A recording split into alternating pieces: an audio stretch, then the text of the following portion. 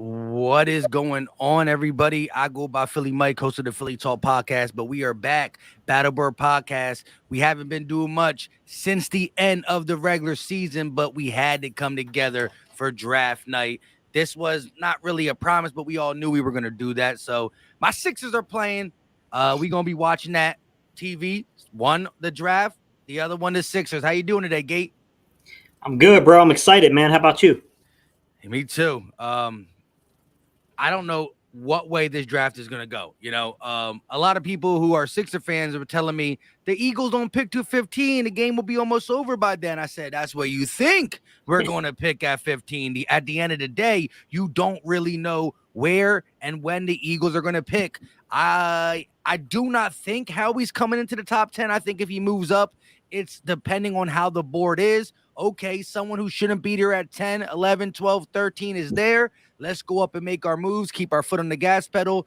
But there has been reporting today now that we're interested in not only moving up one pick, two picks, and the top 10 is in the cards.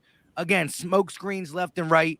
What is your just general thoughts about the movement that can happen on draft night via the Eagles pick? I think you have to really think about the depth of this draft. How deep is the draft? From that, what's the difference between that tier 1 and tier 2, and who are the positions of needs and the targets that you think are worth trading up for? I mean, there's a couple of no-brainers. If Sauce Gardner starts slipping down past pick, if he makes past the Jets and really starts to fall, then I think you're looking at the Eagles probably trying to leapfrog Seattle to get up there. Kyle Hamilton. If Kyle Hamilton were to slip down this draft board, I could see the Eagles trying to make a play there, although they haven't taken safety in the franchise history in the first round. Defensive end, edge rushers. I mean, I don't know how far they would go up for like a Jermaine Johnson. I'm curious. I don't even know if he would be the target. I'm not too sure if it would be Jermaine Johnson or Thibodeau. I think they both fit just in different ways. I think Thibodeau's a little closer to Josh Sweat. I think Jermaine Johnson's a little bit more of a true 5-tech, hand in the dirt kind of edge rusher. Be different kind of feel to those two guys. But I think it's definitely like some things like that. I know, look, I would love to have Jameson Williams. I would. I don't know how far they would move up for a receiver. I'm not going to say they wouldn't do it if it's just like a minor move forward to go get that guy. But trading into the top 10, that might be kind of a rough sell just given the nature of everything kind of going on with the draft. But I think Jameson Williams is going to be a difference maker, man. I know he's not going to be there, probably be available for the beginning of the year. I made a video today, and I said it's Jameson Williams and then everybody else at receiver. And this is a good receiver class. It's not to diss the rest of the receiver class. It's just that dude in particular. He's special, man. That's a special player. Yeah. I'm torn too. I just think that when you look at what Jameson Williams can do on the football field, minus the injury, but you can't really minus it. I'm hoping that in teams' eyes, that pays. That is what pushes them off. For the longest part of this draft, I wanted to go defense. Now, I kind of got okay with the result of taking a wide receiver, especially if one falls to us that is worth taking in the first round. There's only a couple I think I would take with one of these two picks. There's other ones I would take if we moved back later in the draft. We'll discuss that then. But again, for my Sixer fans coming in here, listen, I got the game on one TV, got the draft on the other TV. This was promised before promised. You know what I mean? So there's no way I could not do this. Plus, the draft is a very special time. But listen, Sixers 34, Raptors 29. We're on the move. We're keeping it going. Shout out to the gambling hippie though for the $20 donation. He said, shout out to two of my favorite Eagle content creators. I see moving up to 9 as a possibility, but not trading away the second first to do so. Hit that sub button for both of them. Yes, we are live on 2 channels, actually 3. Philly Fresh will be here around 8 o'clock. With that being said, Gate, I heard somebody say, it was Mike Garafolo, right? Now, the last time the quarterback position was not so great, let's just say that, was back in 2013, right? And again, you could say, well, there's been quarterbacks that came out that have not translated. Look at BYU boy Zach Wilson, Trey Lance not starting. But at the end of the day, it's not about what they did; it's how they were scouted, where they what their draft profile says. And this draft profile is just not up to par with the other ones. But last time in 2013, Mike Garafolo said somebody went from 12 to 3. And they only had to give up a third-round pick. Maybe it was a very early third-round pick, but the compensation for trading is not as heavy when there's not day one, like when there's not generational talent. And if they feel like from 5 to 20 is kind of similar, then I think moving up and down the board is even more of a thing the Eagles need to consider. Yeah, it's an interesting question, Mike, and I really don't know the value. You know what I mean? Because it takes two. You know, we know that there's draft value charts, but as you're alluding to, right, circumstances matter in drafts, and you know, there's no given rule that says if you offer a team X, Y, and Z picks that they have to trade you them. But certainly, I mean, if you can move into the top 5 for, we don't have the 12th pick, we have the 15th pick. So say, the 15th pick and I don't know, a 3rd and a 5th or something, sure. I mean, I think that if you're probably going to get somebody that's really high on your board. I think you're going to get one of your top 5 players and inside the top 5 picks. It would stand to reason, right? Just numerically here. That would seem to stand to reason to me. So, I mean, if you're really that high on like a Kyle Hamilton or Ahmad Garner or somebody like that, like, here's the thing is like, I look at certain guys, Mike, like Jordan Davis. From the testing standpoint, he's a freak. I mean, he's doing things that guys his size shouldn't do. But the film is very complicated. And it doesn't help that, Georgia's defense was beating the snot out of people. And to be fair, Devontae Wyatt and Jordan Davis were being pulled off the field. Correct. But to overcomplicate things, they have a stud coming up in next year's draft class on the interior defensive line that was replacing Jordan Davis on 3rd down and long, like true pass rush situation. So we don't know. We really don't know what he is as a pass rusher, right? I mean, we know he's got a mean bull rush. I mean, if he gets on a smaller dude and you don't double, he can run you over and get to the quarterback. But, it's one of those risks to where if you don't take a guy like that, like say they're moving forward and you don't take a dude like that, and that dude turns out to be the next Warren Sapp. Yes, I'm going there. Everyone's talking about the current Tampa Bay defensive lineman in Vita Vea. Let's go back to Warren Sapp. Yeah. If he turns into be something like that, then like you missed out on generational talent. But if he turns out to just be a really good player that's just a really good run stuffer, but doesn't have the versatility of a pass rusher, you just overdrafted the position and did a lot to overdraft it. You know what I mean? So I mean, it's complicated. Like, but at the same time, like I probably wouldn't be mad at Howie for a move like that because I understand. At least I understand how you looked at it, how you scouted. At least it makes sense. Like, there's only so many dudes that can impact the game the way he can if it's there. So I get it. At least it makes rational sense. You know what I mean? It's not like a complete swing and miss here. Like, what are you doing? Like, let's talk about the Raiders' previous drafts of the 2010s and some of the crap they did, Yeah.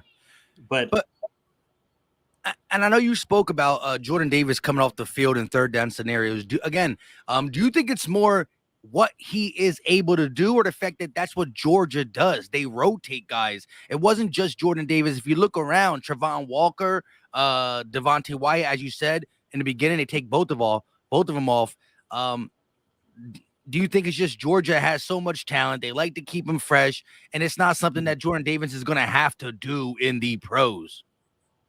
Yeah, I mean, I think it's fair to say that when you're that talented and there's a guy that's playing, he's a junior to you, not junior in class, but junior to you in terms of, seniority.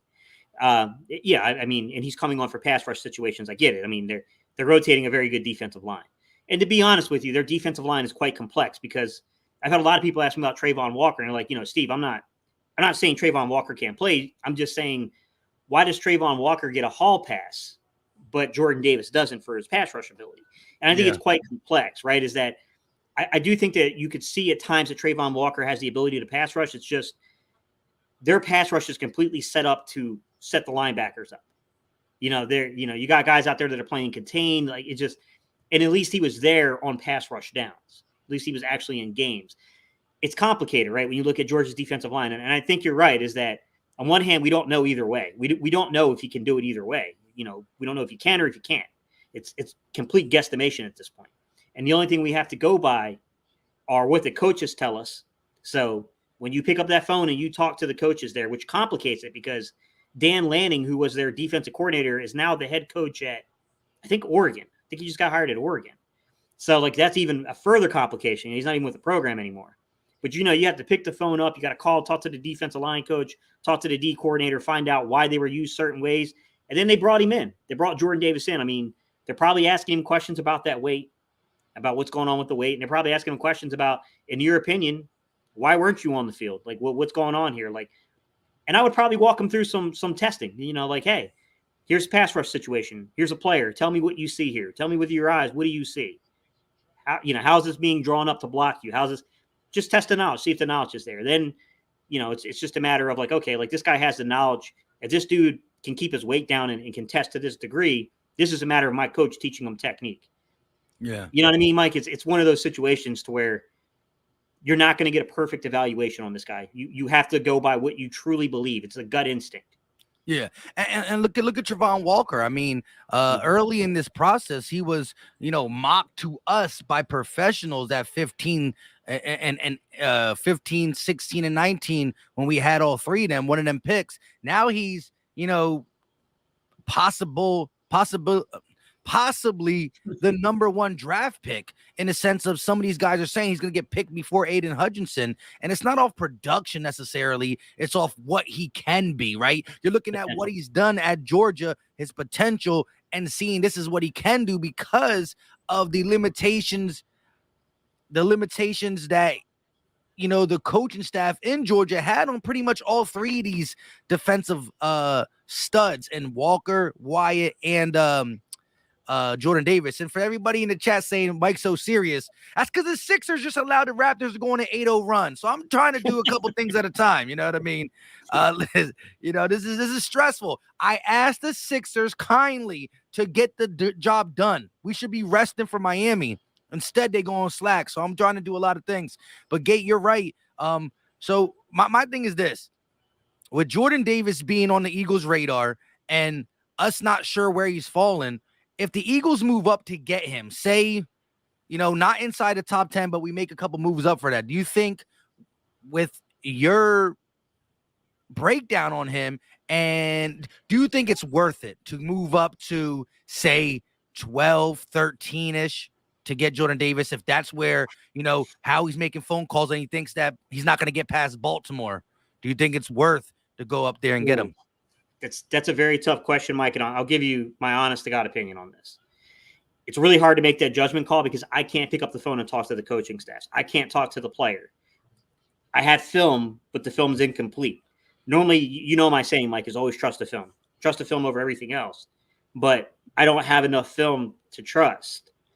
I'm going to say that my gut instinct tells me that if you keep this kid in shape, this is the real deal. This has not started. You remember that Louis Tolo, whatever his name was? You remember Panthers back in the day? I feel like he's better than this. I think he's going to be like a true impact player. I do. This is a guy that, just given Gannon's system and how important that nose is, I probably would take a shot, Mike. And it's assuming I can get in position where it's not crazy expensive, because this is a very good nose tackle draft. You're going to be able to find good noses in this draft. But if I don't have to give up that much and go that far to go get them, that's an impact player, Mike. That's an impact player, in my opinion. Yeah. I'm down. Again, I know the D-line got to be worked on. There's a lot of things on defense that got to be worked on. And although you can look at it like next year we have a player to fill that position in the sense of, you're still going to get BG back. Fletcher's on a 1-year deal. You got Slay in the secondary. Anthony Harris is the Band-Aid 1-year deal who played better at the end of the season, but he's nothing to ride home. The defense is still what is aging. When you look at the offense, half your line is young. Your quarterback, if he's the guy, is young. Wide receiver's young. Running back room is pretty young, depending on what you're doing with Miles Sanders, but it ain't no thing to draft another running back in the later rounds. The defense is where you got to start stacking up youth for the future. If you look at guys who are going to be on the Eagles in 5 years, you'll see a lot of offensive players, not so many on the defensive side, and that's where we got to start stacking that up. Yeah, and see, The defense is where it gets tough to evaluate some of these guys because I have viewpoints on certain dudes. And I don't think that Ahmad Sauce Garner and I don't think that Derek Stingley are the best fits for Gannon's system, to be quite honest. But I think they're so talented, you make it work, right? You can play a little bit more man coverage. You can even play man technique inside of a zone system. You know what I mean? Like you can do some things. The cover 3, you can use a lot of man concepts. I can come up and press you in a cover 3 as long as you're staying in my third of the field. What does it matter? You know what I mean? There's different principles and things you can do there, but when you get down to I think are the better scheme fits with first round valuations on them, that's where it gets tough, man. Because you got one guy who has a core muscle injury, fancy way of saying a sports hernia, and Ahmad, wow, and Andrew Booth Jr., who's just, I mean, I think he's a really good fit for the Eagles. I really do. A lot of zone, right? Yeah, he played a ton of zone, and he's got the traits and the markers to be a man guy. So he can do both for you. He's got all that size, that length, and there are elements of his game where I still think he's learning the process because he doesn't have too much time spent. But you can see it on film at times to where he knows how to pattern, he knows how to pattern recognize what's going on and then fall back and read those actual concepts in terms of the routes. And that's something in his own system you have to be very good about. He's hit or miss on the tackling. I think he's definitely a guy who'll come up and blow you up on terms of like the line of scrimmage. He's going to come and he's going to try to get the knockout hit on you. But when you play that style of football, you miss tackles too. That's he's got to get a little bit better with technique there. He's not shy to do it though. This is not a fear thing. He's not a guy that says like, I'm not paid to tackle. I'm paid to cover. He's not that. He wants to hit. Then you look at McDuffie, man. Everything about McDuffie sounds like a star to me except for his reach. Yeah. I mean, the guy's a good player, man. He just is. But I'm going to be honest, Mike.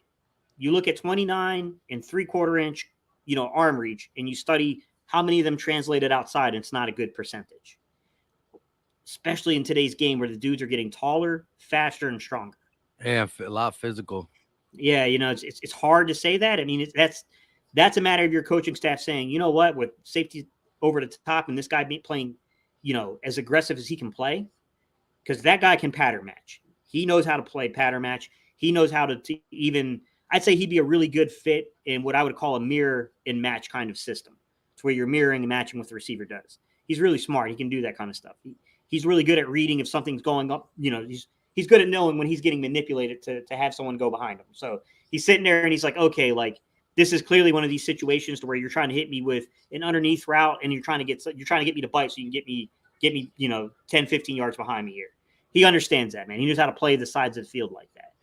I don't know, man. I don't know past that. I mean, Kaiir Elam, I think if we played more man, I'd be more interested in Kaiir Elam.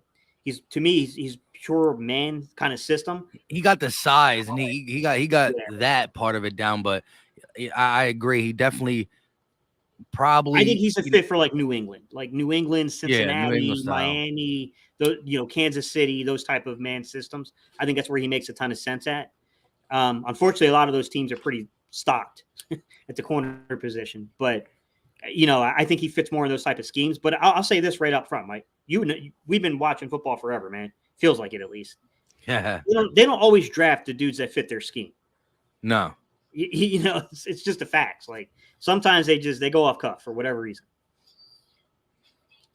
But yeah, and listen, if we stay pat, the guys like McDuffie, the guys like Andrew Booth Jr., even a Kaiir Elam, that's who you're probably looking at corner if you're trying to pull one out of the first round and stay in where you're at, right?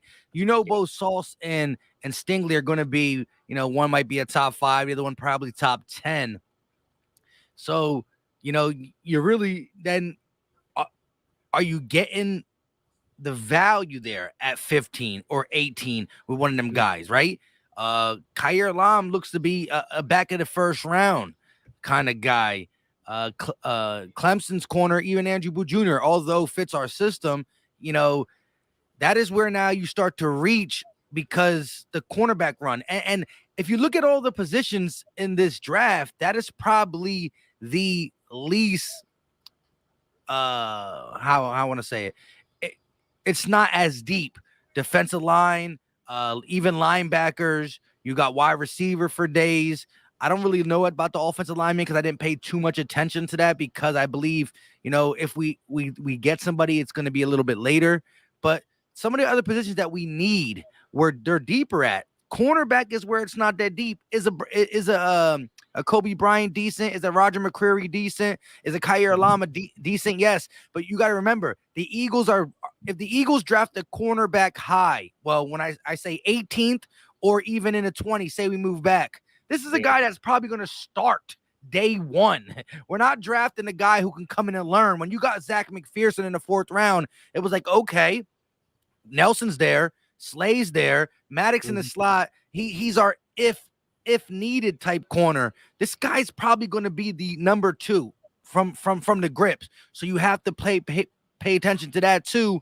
And I'm thinking Howie's going to really hawk this board. And I think if we move up and Stingley's on the board still, I'm marking it down. I'm marking it. If Sauce goes whatever 5-4, whatever you want to call it, if we move up inside the top 10 and Stingley's on the board, I'm already ordering in my jersey. That's how confident I'm going to be that Howie's going to get him. Yeah, I mean, if I were the Eagles personally, and you need to, it takes 2 to tango. But at 18, if anybody's trying to mess with these quarterbacks, I'll be your trading partner. Because I'd rather get back in this draft personally because I think there's plenty of defensive talent. Like, I know the Eagles don't draft linebackers in the first round. I understand the whole 1979, Jerry Robinson, blah, blah, blah, blah, blah. I'm just saying Devin Lloyd, Nakobe Dean are football players, and they're good football players. And I'm not saying that they have to go that way. I'm just saying if you trade back and you miss on your corner markers, say people overdraft these corners in the top 20. I think you're fine, man. I think you can add so much here. I think there's a lot of spots you can add talent to. I don't think you have to go receiver at 15 personally. I think you can, but I don't think it's necessary. I think you can trade back. I think you depending on how you want to work your board in the second round, I think you can make some things happen. But I will say that pick 18, man, if I can acquire more picks, I'm trading back. I honestly think they need a little bit more in that 3rd round period, in my opinion. And I know we already got 2 picks there, but we have so many holes to fill in this roster, man. Shout out to Mental Cash with the $2 super chat. Appreciate the love. Remember, we are live on 3 channels: Philly Talk Podcast, Gate City Sports Channel, and Philly Fresh. He'll be here shortly. Mental Cash said, let's go, Howie. You got this. And hey, listen, for some reason, I'm not as worried. Call me crazy. Call me whatever you want. I just feel like, Howie's low-key been listening since last year. He's been aggressive the right way since last year. And I don't find too many faults with what he did last year in the draft, getting all this compensation. He's been really smooth with it. And when you look at what we need, there's really no way you could go wrong. Like we've been saying, you get Jordan Davis, cool. We love it. You get Stingley, great. We need it. You go ahead and draft one of these wide receivers who we want, right? Not no left field, a guy who we talked about, but you're like, really up there? Jamison Williams, Chris Olave, like, cool. We need it. So there's just so much. And with 2 first-round picks, I just don't see it being a problem for Howie. But I don't want to speak too soon as well. What's up, iShine? How you doing, buddy? Hey, all I can say to that iShine is that we play a lot of zone with safety over the top. I don't think it's as imperative to get the top-level talent at cornerback as people think. I'm not saying that, look, Michael Jacquet, we're talking about a guy that was pretty much an undrafted rookie free agent for most intents and purposes here. And you're talking about a guy that was playing with single safety. He didn't have safety help necessarily over the top. So, I think the circumstances what happened with Michael Jacquet matter too. But I would say that I don't think these dudes I think they're a little bit better. I'm not saying they're great, but I think they're better than Michael Jacquet, man. And I was high on Michael Jacquet. I was the one that, you remember, Mike, I predicted he would make the roster. You definitely did. So looking at it now, though, like, again, if you had to just pick right now, we're going into going into 2022 season, right? We can't fast forward because this draft is big. And I do believe Howie Roseman is going to fill some holes. This ain't the last pieces being added to the roster. Whatever we do miss out on, say we get somebody late that's not ready to step in, I believe Howie Roseman will, go out and get a veteran corner. I'm not saying the market is big. I'm not saying it's even as good as Steven Nelson, but there is a little market for veteran guys who have done it in the NFL, not saying at the level we need, but has done it. Right now, the corner is that blinking, corner and safety are blinking heavily. Defensive line needs work over time, and we can start now if the player falls to the right area. There's so many positions that need to be revamped, but there is ones that need to be had right now. Not saying that he won't go out and get. I don't really know who's on the market at this point, but a C minus, type corner. Are we satisfied with that? Probably not, but it's a Band-Aid. But how long are we going to keep putting a Band-Aid? Steven Nelson was a Band-Aid last year, so I'm trying to really fill this spot. But real quick, Miles Smith with the $9.99 super chat. Appreciate the love, appreciate the support. He didn't say anything for the super chat, but he did say, trust the process. Hashtag Fly Eagles Fly. Right now, the process is down by 1 in the second quarter with 3 minutes and 9 seconds left.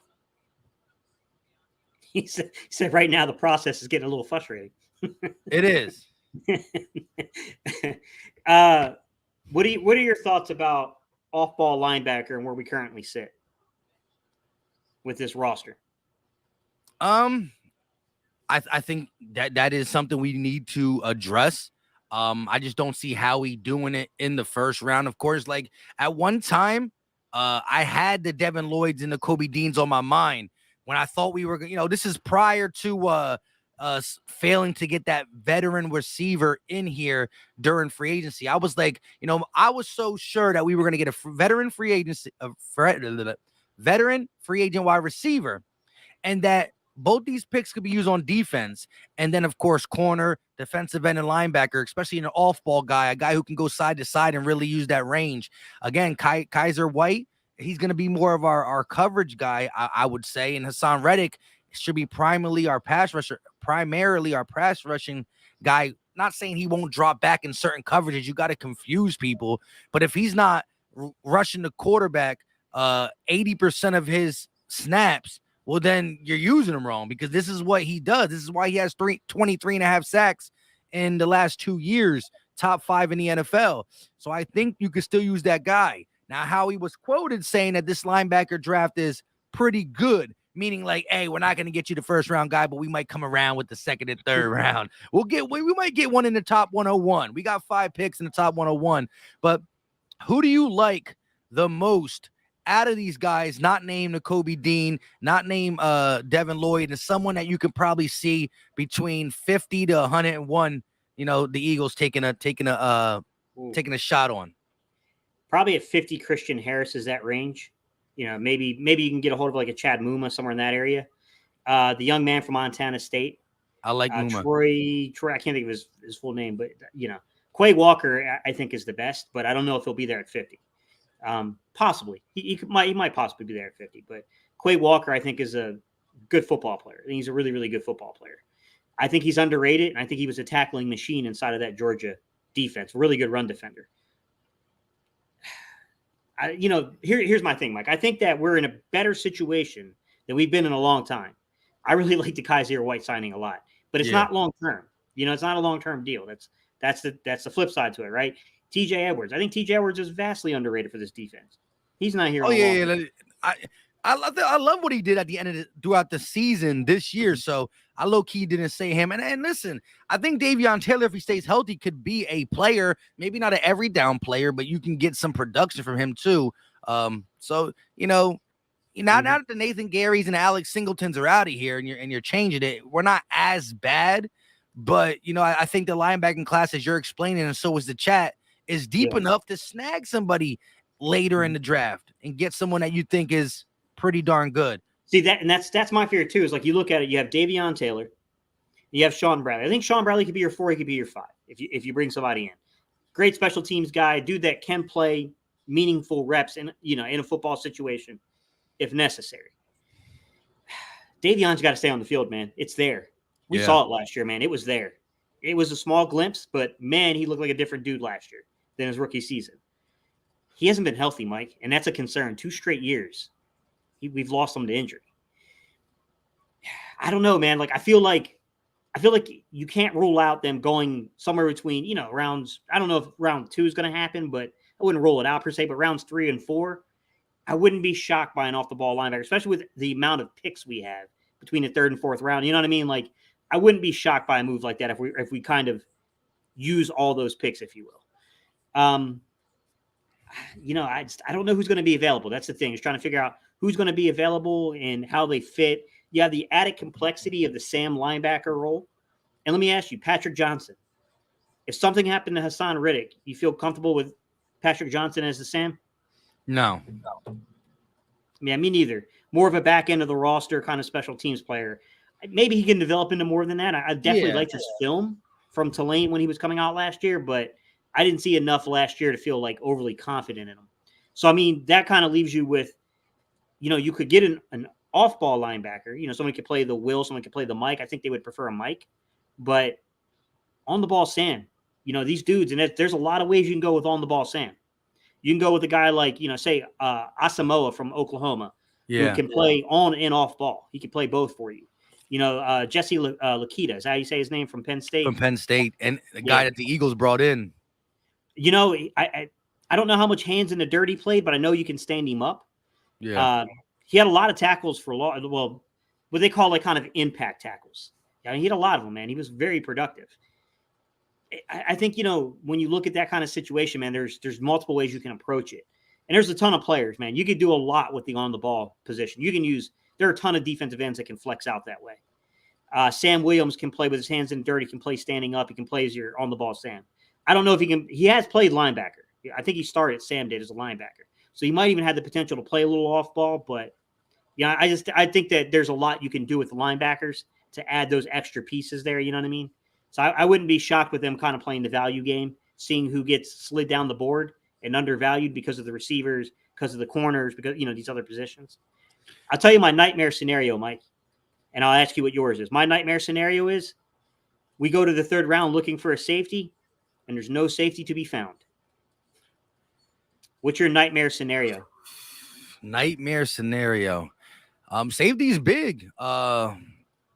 I just don't know who you're going to actually feel comfortable having as a starter in Kavon Wallace or Marcus Epps. I think that they can come in and play a little bit. I don't know who you're going to have. So that is a big one. But mine would be that, we end up doing the same thing as last year. How you say in the 3rd round, there's no safety. We get to the 3rd round and there's no corner. Because, again, I just don't see a guy that I'm going to be super happy if Howie goes out and gets a 1-year cornerback as a Band-Aid. And if you're talking about a defense that already gave up 80% completion percentage with a, formidable secondary in McLeod, Harris, Steven Nelson, and Slay, Maddox too. Mm-hmm. Take Ronnie McLeod out, take Steven Nelson out, and we're probably a lot worse, right? So safety and corner, I think, have to be addressed as early as possible. It's just hard with the board. Let's be honest. If we went in, here's what I'll say, right? Knowing what I know from Quez Watkins, is he a number 2 to me? No, not yet. But in a Russian offense, as the number 3/4, and I mean, not 3. He was the number 3 in the sense of snaps. He was more productive than Reagor, but Reagor got more snaps throughout the NFL season than Quez Watkins. So he was a number 3 in a Russian offense and somehow got 647 yards. With that being said, there's potential there. And so if you had to ask me, the potential of Quez, the potential of Zach Pascal, is that higher than the potential of Zach McPherson and Troy Vincent Jr. and Tay Gowan? Who do I feel like can take a step in 2022? Zach Pascal and Quez Watkins, or Tay Gowan and Zach McPherson. Give me the receivers. Could we use a receiver? Of course, but there's still more potential in the people we have on the roster than compared to cornerback position. You know what I'm saying? So that being there is like, I'm Stingley. Are you available? At the safety position, I got to say this guy one last time, man, because he moved on from us. And all the old school Battlebirds podcast members will love this one because this is a throwback. My guy, Rodney McLeod. McLeod. Rodney McLeod. There's a Rodney McLeod in this draft, in my opinion. It's I believe it's Verone or Veron. I don't know how he says his first name. McKinley from Oregon. I'm telling you, man, that dude has McLeod-like abilities to him. That's a dude that I know he's kind of under the radar. Go watch his film. Go look at his measurables. That dude is Rodney McLeod. I'm telling you. That's what I see in his game.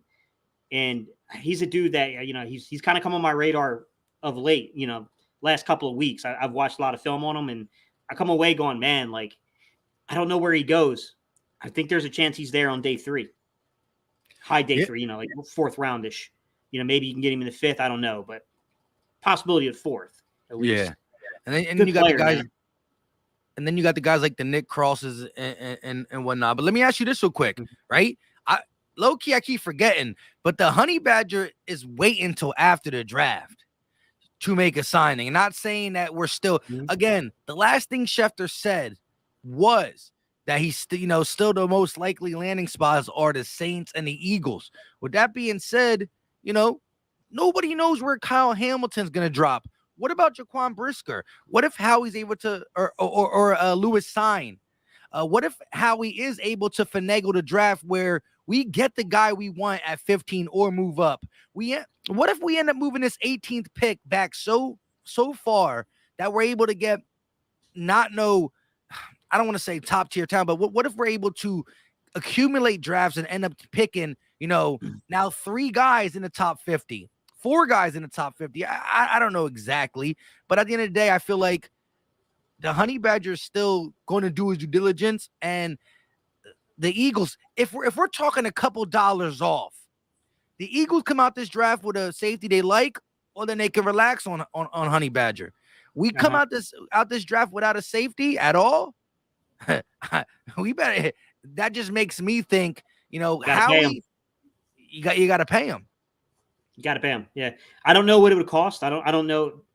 I feel like, I don't know, man. I mean, would he sign like a 1-year, $13 million deal? I mean, that's about what he's looking for, from what I understand in the AAV, about $13 million a year, because he said he would have already accepted that deal, pretty much. But it's got to be a length of contract issue with him.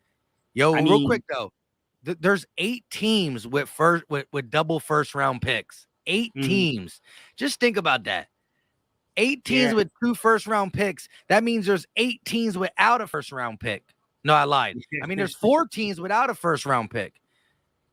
Most likely. It's just crazy that there's so many people double dipping this year in the first round. There's a lot. Yeah, who do you think they're going? Jags. I think there's an outside shot. My guy here from NC State, Akeem Ekwonu, goes. Oof. I'm not going to say it's 100%, but I know that's got to be Doug's pick. I know it's who Doug wants.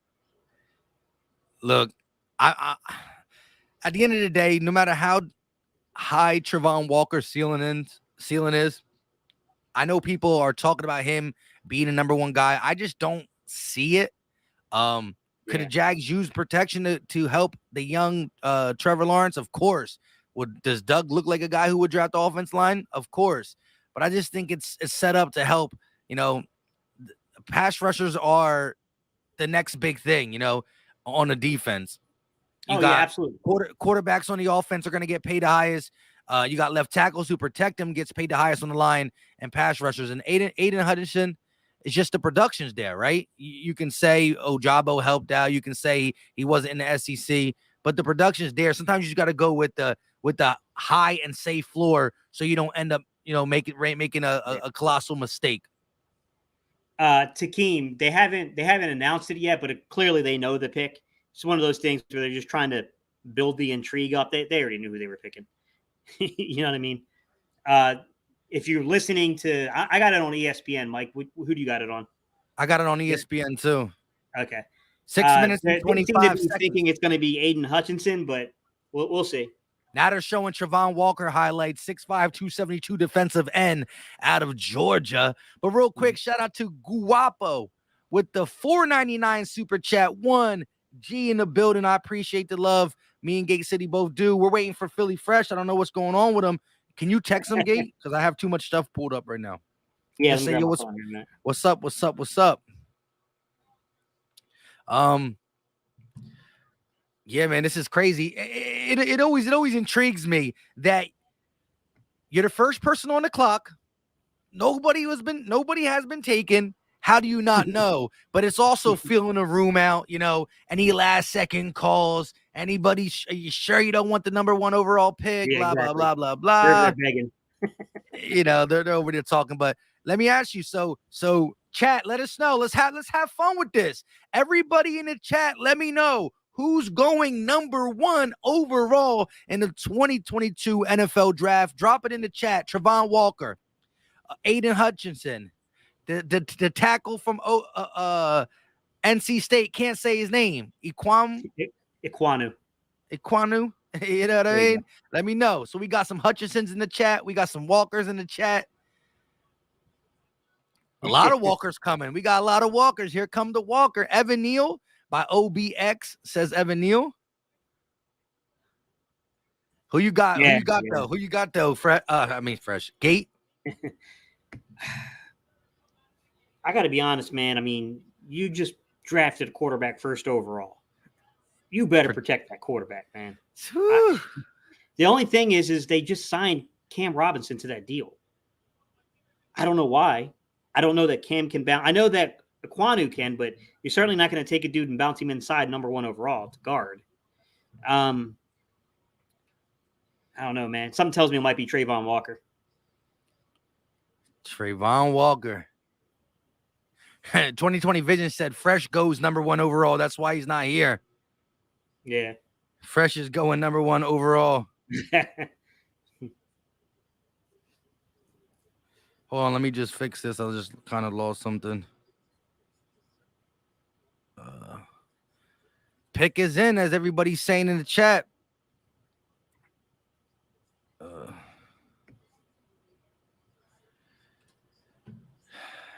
This is crazy. You're right though. I mean, you have to protect your guy. Who do you think the best offensive lineman is? Do you think it's Evan Neal or do you think it's your NC State guy?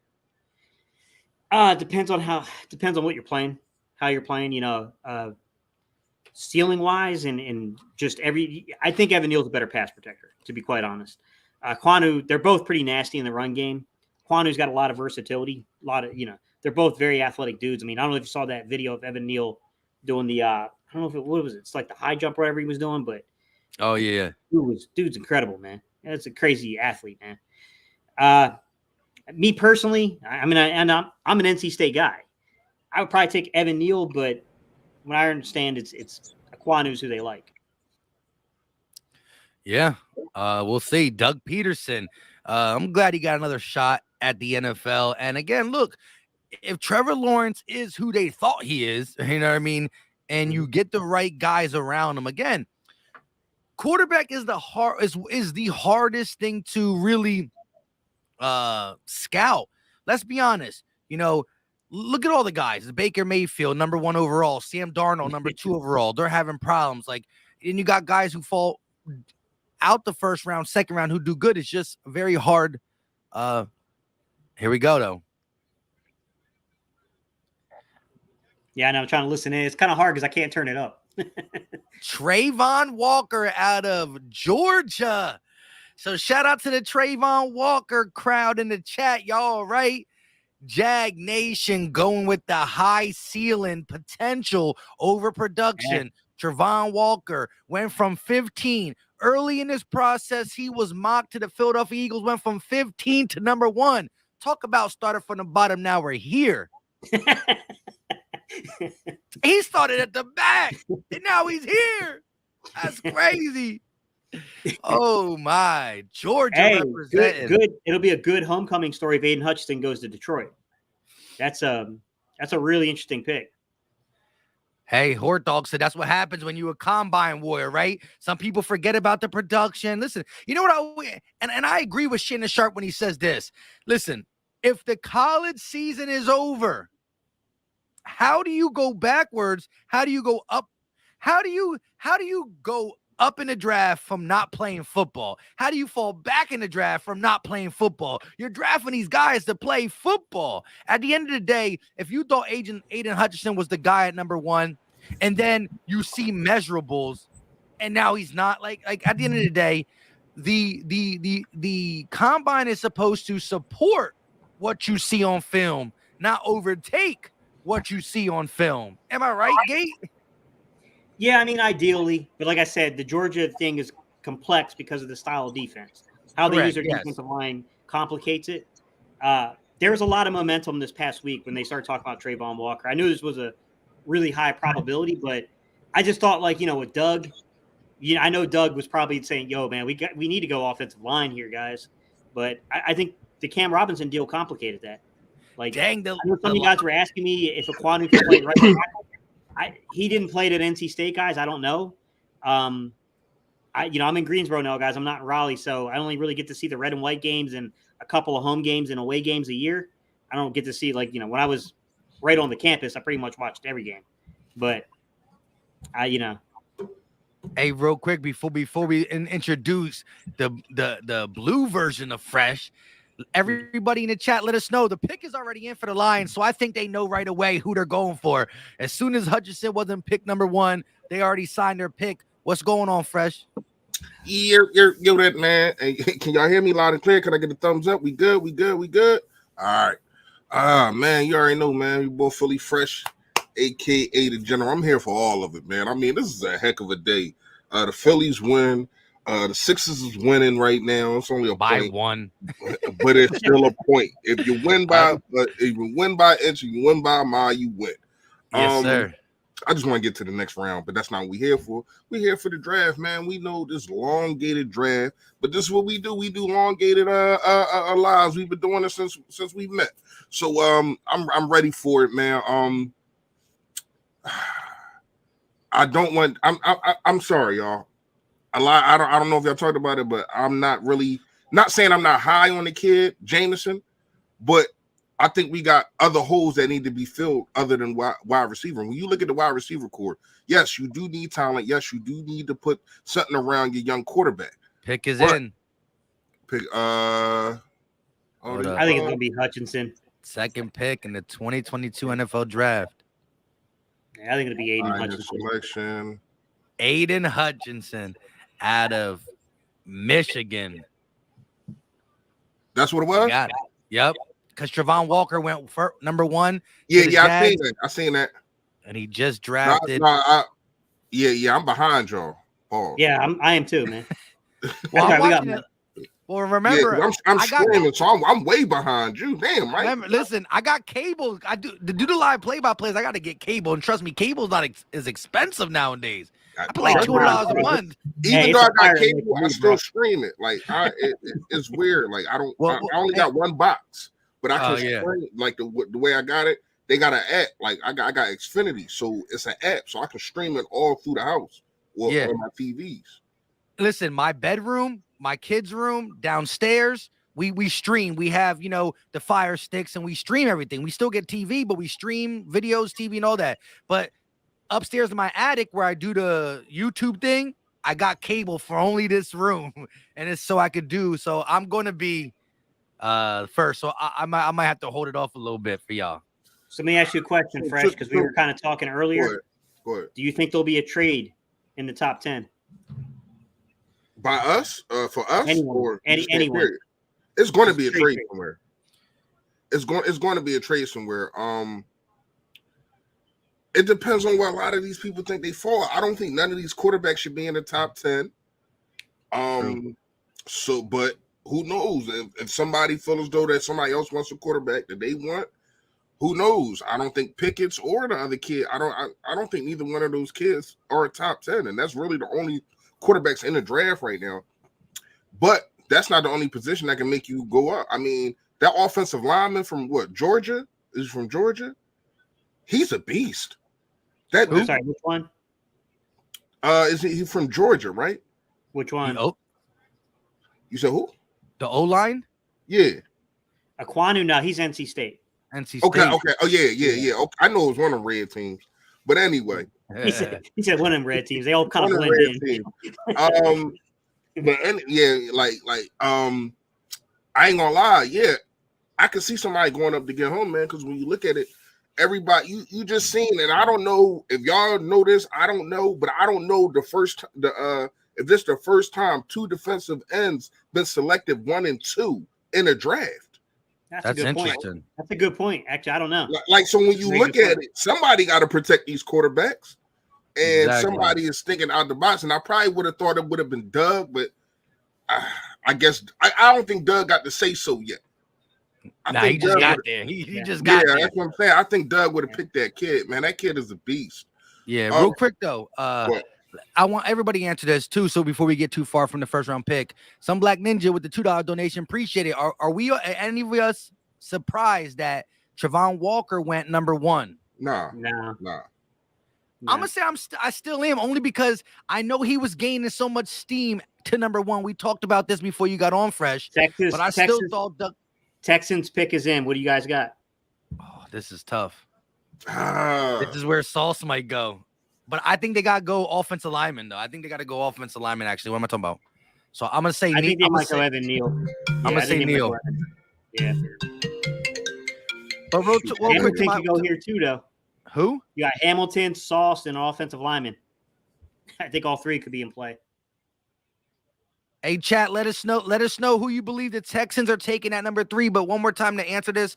The only reason I was kind of surprised is because I thought, the Jags are an organization that missed on a lot, and they need to get some security. And I thought Travon Walker's ceiling is higher, but I thought Aiden Hutchinson just offered you exactly what you need if you're a Jacksonville Jaguar fan. And so I still was a little surprised. Yeah. I thought the steam was going to come up and they were going to fall back. Yeah, a few people think it might be Thibodeau. Okay, you got some Thibodeau in here. Stingley. We got one surprise with the Stingley. I think that was the news that broke last night, that they had some interest in Stingley. Yeah, but don't they pick again? The next pick is what, 13, I believe. The 13, Texans. Yeah. Dang, we got a couple Stingley now. Bold Brew and looking for Sasuke with the Stingley. I'm gonna stay with Evan Neal. Who you got, Fresh? Oh, he's talking to somebody on the phone. My bad, y'all. The kids called. What you say, bro? Who you got the Texans taking? The 3rd overall pick. Man, that's a hard one, man. I mean, they could go with the offensive lineman I could just talk about. It got to be either that offensive lineman, and I can't remember his name, or what's the dude? He got the crazy last name from Oregon. Thibodeau. Thibodeau. That's his last name. Yeah, the defensive end. Yeah. Oh yeah, he already went, right? I'm tripping. No, he didn't go. No. Oh, he didn't. Available. Yeah, I mean, I actually thought he was going to go first. I wasn't surprised that he didn't. Here we go. I don't know if I should tell you my early. My wife said his name in French. I don't know how to say that. Though. I don't know how to say it. Period. That name was crazy. Thibodeau. Derek Stingley Jr. Are you kidding? First corner off the board at 3. They broke my heart already. Oh no! I wanted. Oh no! Wait, he went before Sauce? He went before Sauce. Who needs a sauce when you got the sting? Hey, listen, if you watch my last video, I was telling you about this. Hey, Mike, I was telling you, my last video, I was telling people about this kid, man.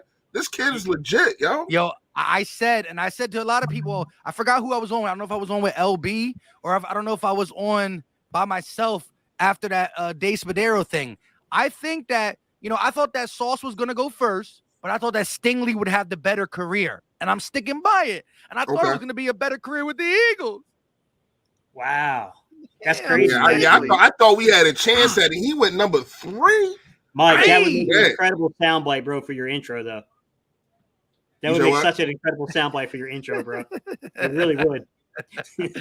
Yeah, that's crazy. Who need the sauce? That's crazy. Yeah, that's crazy. That's definitely crazy. Number 3? Woo! Hey man, it just got interesting, but it kind of got worse for us with one corner off the board. Yeah, Now, it's a wrap. Yeah, and they're scat. both going to go before we can now, finish. how we might have to start making. We got to start making a move if you're gonna go defense. Yeah. Carolina's the interesting place. Here's the thing, though, with Carolina, you're sitting there. You really need offensive line play, and you might have first or second best tackle on the board. It's possible. Because now the Jets got a real big decision. They got to decide between Kyle Hamilton and Sauce. That's 3 defensive players. Oh, Tyrese Maxey getting busy real quick for us though too. Mike, you can't do that. You ahead of me, man. Sorry, I got 2 TVs. I had to take. I'm doing the same thing, right? I got one here. I got one here. I got one here. I'm watching the game. I'm watching the draft. I'm watching y'all. Shout out to all of y'all too, man. Yo, but my wife's mad at me because I really only ever have one TV upstairs, but I took our bedroom TV. I said I gotta be fully equipped. So she's mad. I'll say this. All of the mock drafts I watched last week, ain't nobody have Stingley number 3 overall last week. Nobody. Ain't nobody having the day. Nobody had him going before. I heard some rumblings yesterday. I heard some rumblings last night that Stingley might be drafted by them, that they liked him. I thought they meant 13, though. I didn't think they meant 3. I guess it's all on who you like. Who you want. Hey, chat, real quick. Shout out to Mark Jeffrey with the $5 donation. Appreciate the love. My guy didn't say nothing. I don't know if you're speechless, happy, or speechless, sad. But yo, listen, I had a little listen for real though. Like I had a dream last night that Stingley wasn't in reach, and I just talked to Gate. I said, listen, if you hear inside the top 10, see what I said to Gate was this: if Sauce goes first. And we are at, 8, 9, like still inside the top 10. And you hear the Eagles traded up. I was already ordering my Stingley jersey. Like I knew it was Howie going up for Stingley. And to have him, to not even have the chance at 6, 7, 8 to hear Eagles have traded up just broke my heart. You never know. Maybe Sauce. They did bring Sauce into the NovaCare complex. They got, the Jets got a lot of dudes that they had high on their board. They got Thibodeau, who was high on their board. They got Sauce, who's high on their board, and Hamilton. I mean, they pretty much got their pick of probably the guys that they thought, you know what I mean? Like it's all pretty much right there for them. They might get lucky because they got that pick at 10 if they choose to take 2 top 10 picks. Contractually, the money there is that's a pretty big deal. But if they take both those picks, man, they have a real opportunity to add 2 really good players. I mean, they're still going to lose to the Eagles because they're the Jets, but I mean, yeah, they can't beat it. What we 12-0 against them now? 12-0? That's crazy, bro. How you not beat a team your whole life? We like really they big brother, man. You can't beat us no matter how old we get. Just can't do it. Just can't do it. The Jets pick is in. Listen, chat, let us know. It's already getting a little crazy in this 2022 NFL draft. No, that threw I guarantee a lot of teams was like, oh, we got to replay. You see how fast everybody else pick was in the Jets, like, oh, we got because now it's so much up talent that's left. Like, I'm not saying that I'm talking about what people like you when you talk about Sauce, like, are you going to go get Sauce? Like, you get what I'm saying? Like the Jets don't got no lockdown corner. Are you going to get Sauce? You still got Kyle Hamilton out there. You know what I mean? Who a lot of people saying is going to drop off, but whoever get him, man, they getting a player. They is getting a player. Let me ask you guys a question. The Giants I thought they were just trying to force the Eagles into seeing how much we really wanted this player, but the Giants put out there that they want to take Jameson Williams. They're interested in him. You think they make that pick right now? I'm cool with that. They got 5 and 7. I was saying that before I think I cut myself off, start talking about something else. But I don't want Jameson. To tell you the truth, I like the other kid, man. What's the kid? The tall kid, like 6'4", man. And you can get him. You can get him at Christian probably Watson? at 18, huh? Talking about Christian Watson. No. Is he from Clemson? Damn, I just talking about him, man. Yeah, the tall. You got Pickens from Georgia. You got Watson from North Dakota State. You got Drake London is the Drake London. Drake London. That's it right there. Drake London. I think he is something that can help Jalen Hurts develop a guy. You don't have you can't keep picking the same kind of running back. You need different kind of styles. This is how we went to the Super Bowl. I'm not saying that we're going to go to the Super Bowl because of this, but you're having these kind of guys on your team and young. You got a Devontae, a shifty guy. You got a Quez Watkins. You already got your speed. So, get you a guy that can go up and get 50-50 footballs. We know Devontae Smith can do that, but not at a consistent basis. So to me, Jameson is kind of the same. Yeah, but he's still a little bit. He's not your ex. Not like ex. London, bro. Not like London. No, of course. But what I'm saying is, look. He. Hold on, the Jets picks in. I wanted to compare him to somebody, but the Jets picks in. Please don't be Sauce. He said, "Please don't be Sauce." That's too much sauce. Mike said he's about to visit the Sauce in a minute. Sauce Gardner, back-to-back corners, just like last year, but earlier. Hey, they turned into the top 5. I'm about to cry. Yeah, I am. I'm about to cry. We still got another guy that I like, McPherson out there. I like him. I like McPherson. What? He's on our team already, and he's not good. No. McDuffie. I'm sorry, McDuffie. I'm tripping. I like McDuffie. Yeah, he's not good. I don't know. We don't know what the kid is yet. You can't start it, obviously. Wow. But yeah. I mean, y'all don't like McDuffie? I like McDuffie. I think McDuffie has. I think he's got really good vision. We talked about this earlier in the thing. I think he's really, really good in terms of like mirror and match type systems. I think the young man has elite movement skills, not necessarily speed, but his ability to move in space.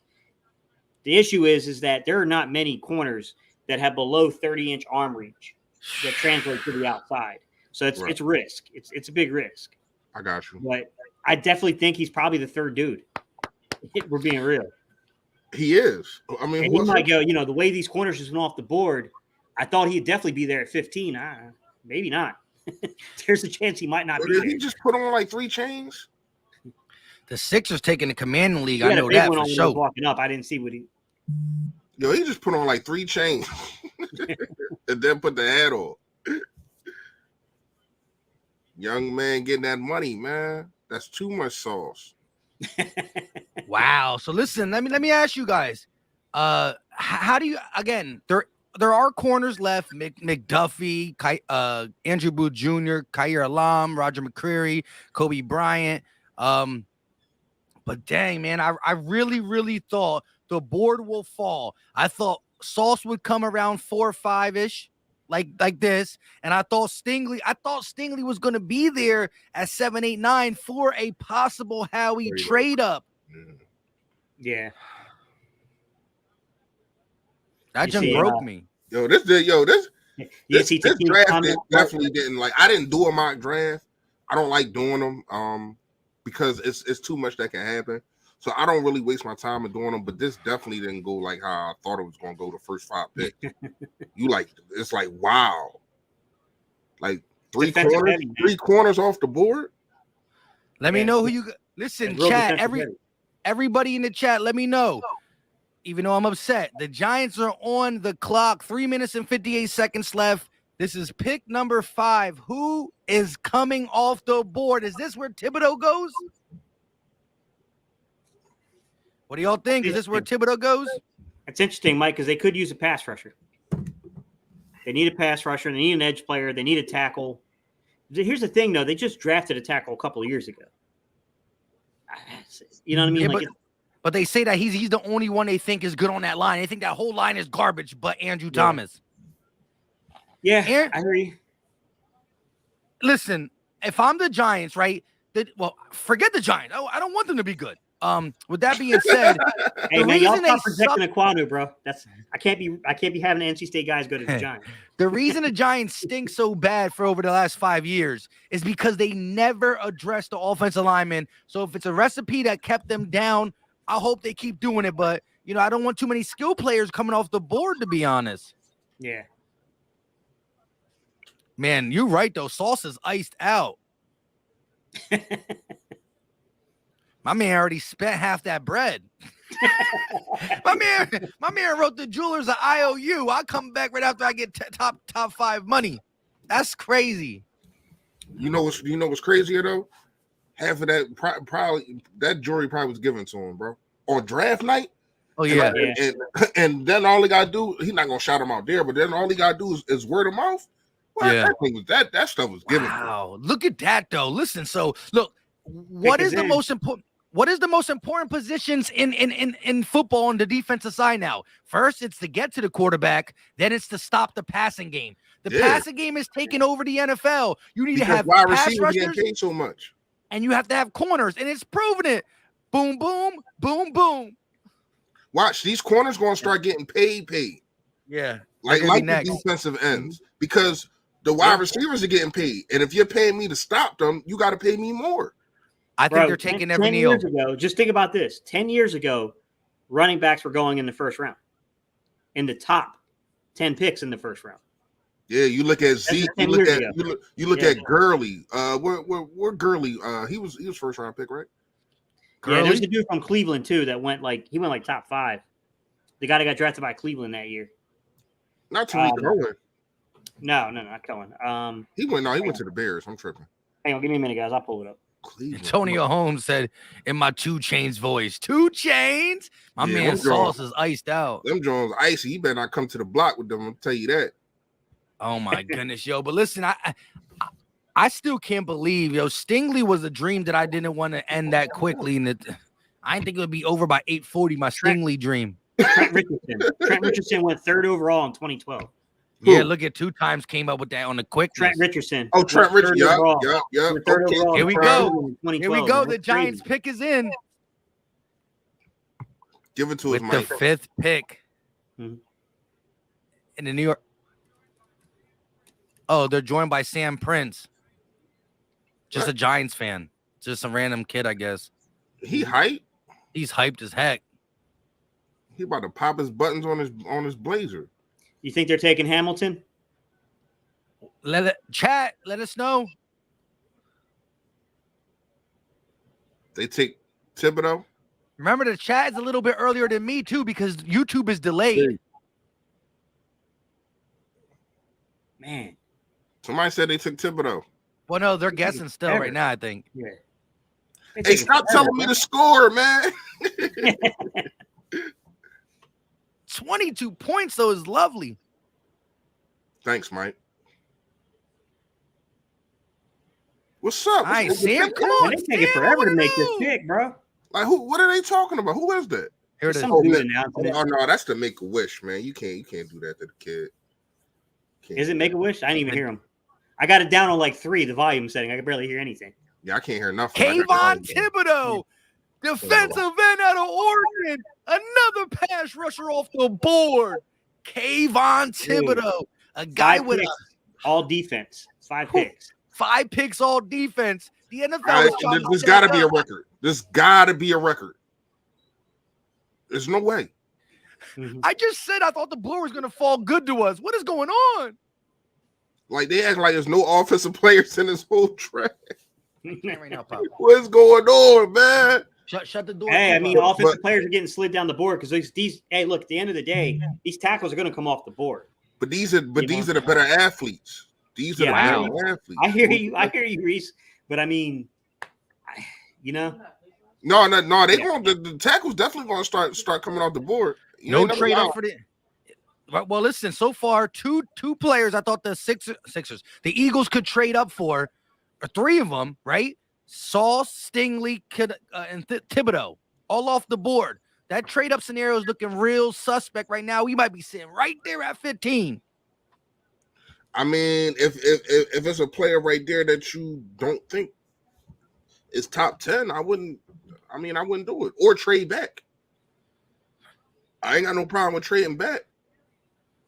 Because I think they might at 18. Top players I wanted are gone. And I think they might at 18. Well, they still got Kyle Hamilton on the board. I would trade back at 15 and then pick at 18. All right. I'm gonna say you still got Kyle Hamilton on the board with the 6th pick. The Carolina Panthers did. Yeah, I don't think they are. I don't think they are. It's not a team. It's not a team need for them. But I think the first offensive player might come off the board. at 6. And that's assuming You the Panthers think it's don't going to trade be a it out. lineman? The Panthers might trade that pick out, to be honest. I think, if the Panthers stay there, they need tackle desperately. Especially with Sam Darnold. You need to give that dude like 6 seconds to see. And Sixer fans who coming in here saying what's going on, where's game 6? Listen, this is a prior commitment. We pretty much signed up for this the week after the season ended. This is 3 years in the making of NFL Draft with Battle Birds podcast. So listen, I will be live for every Sixer game.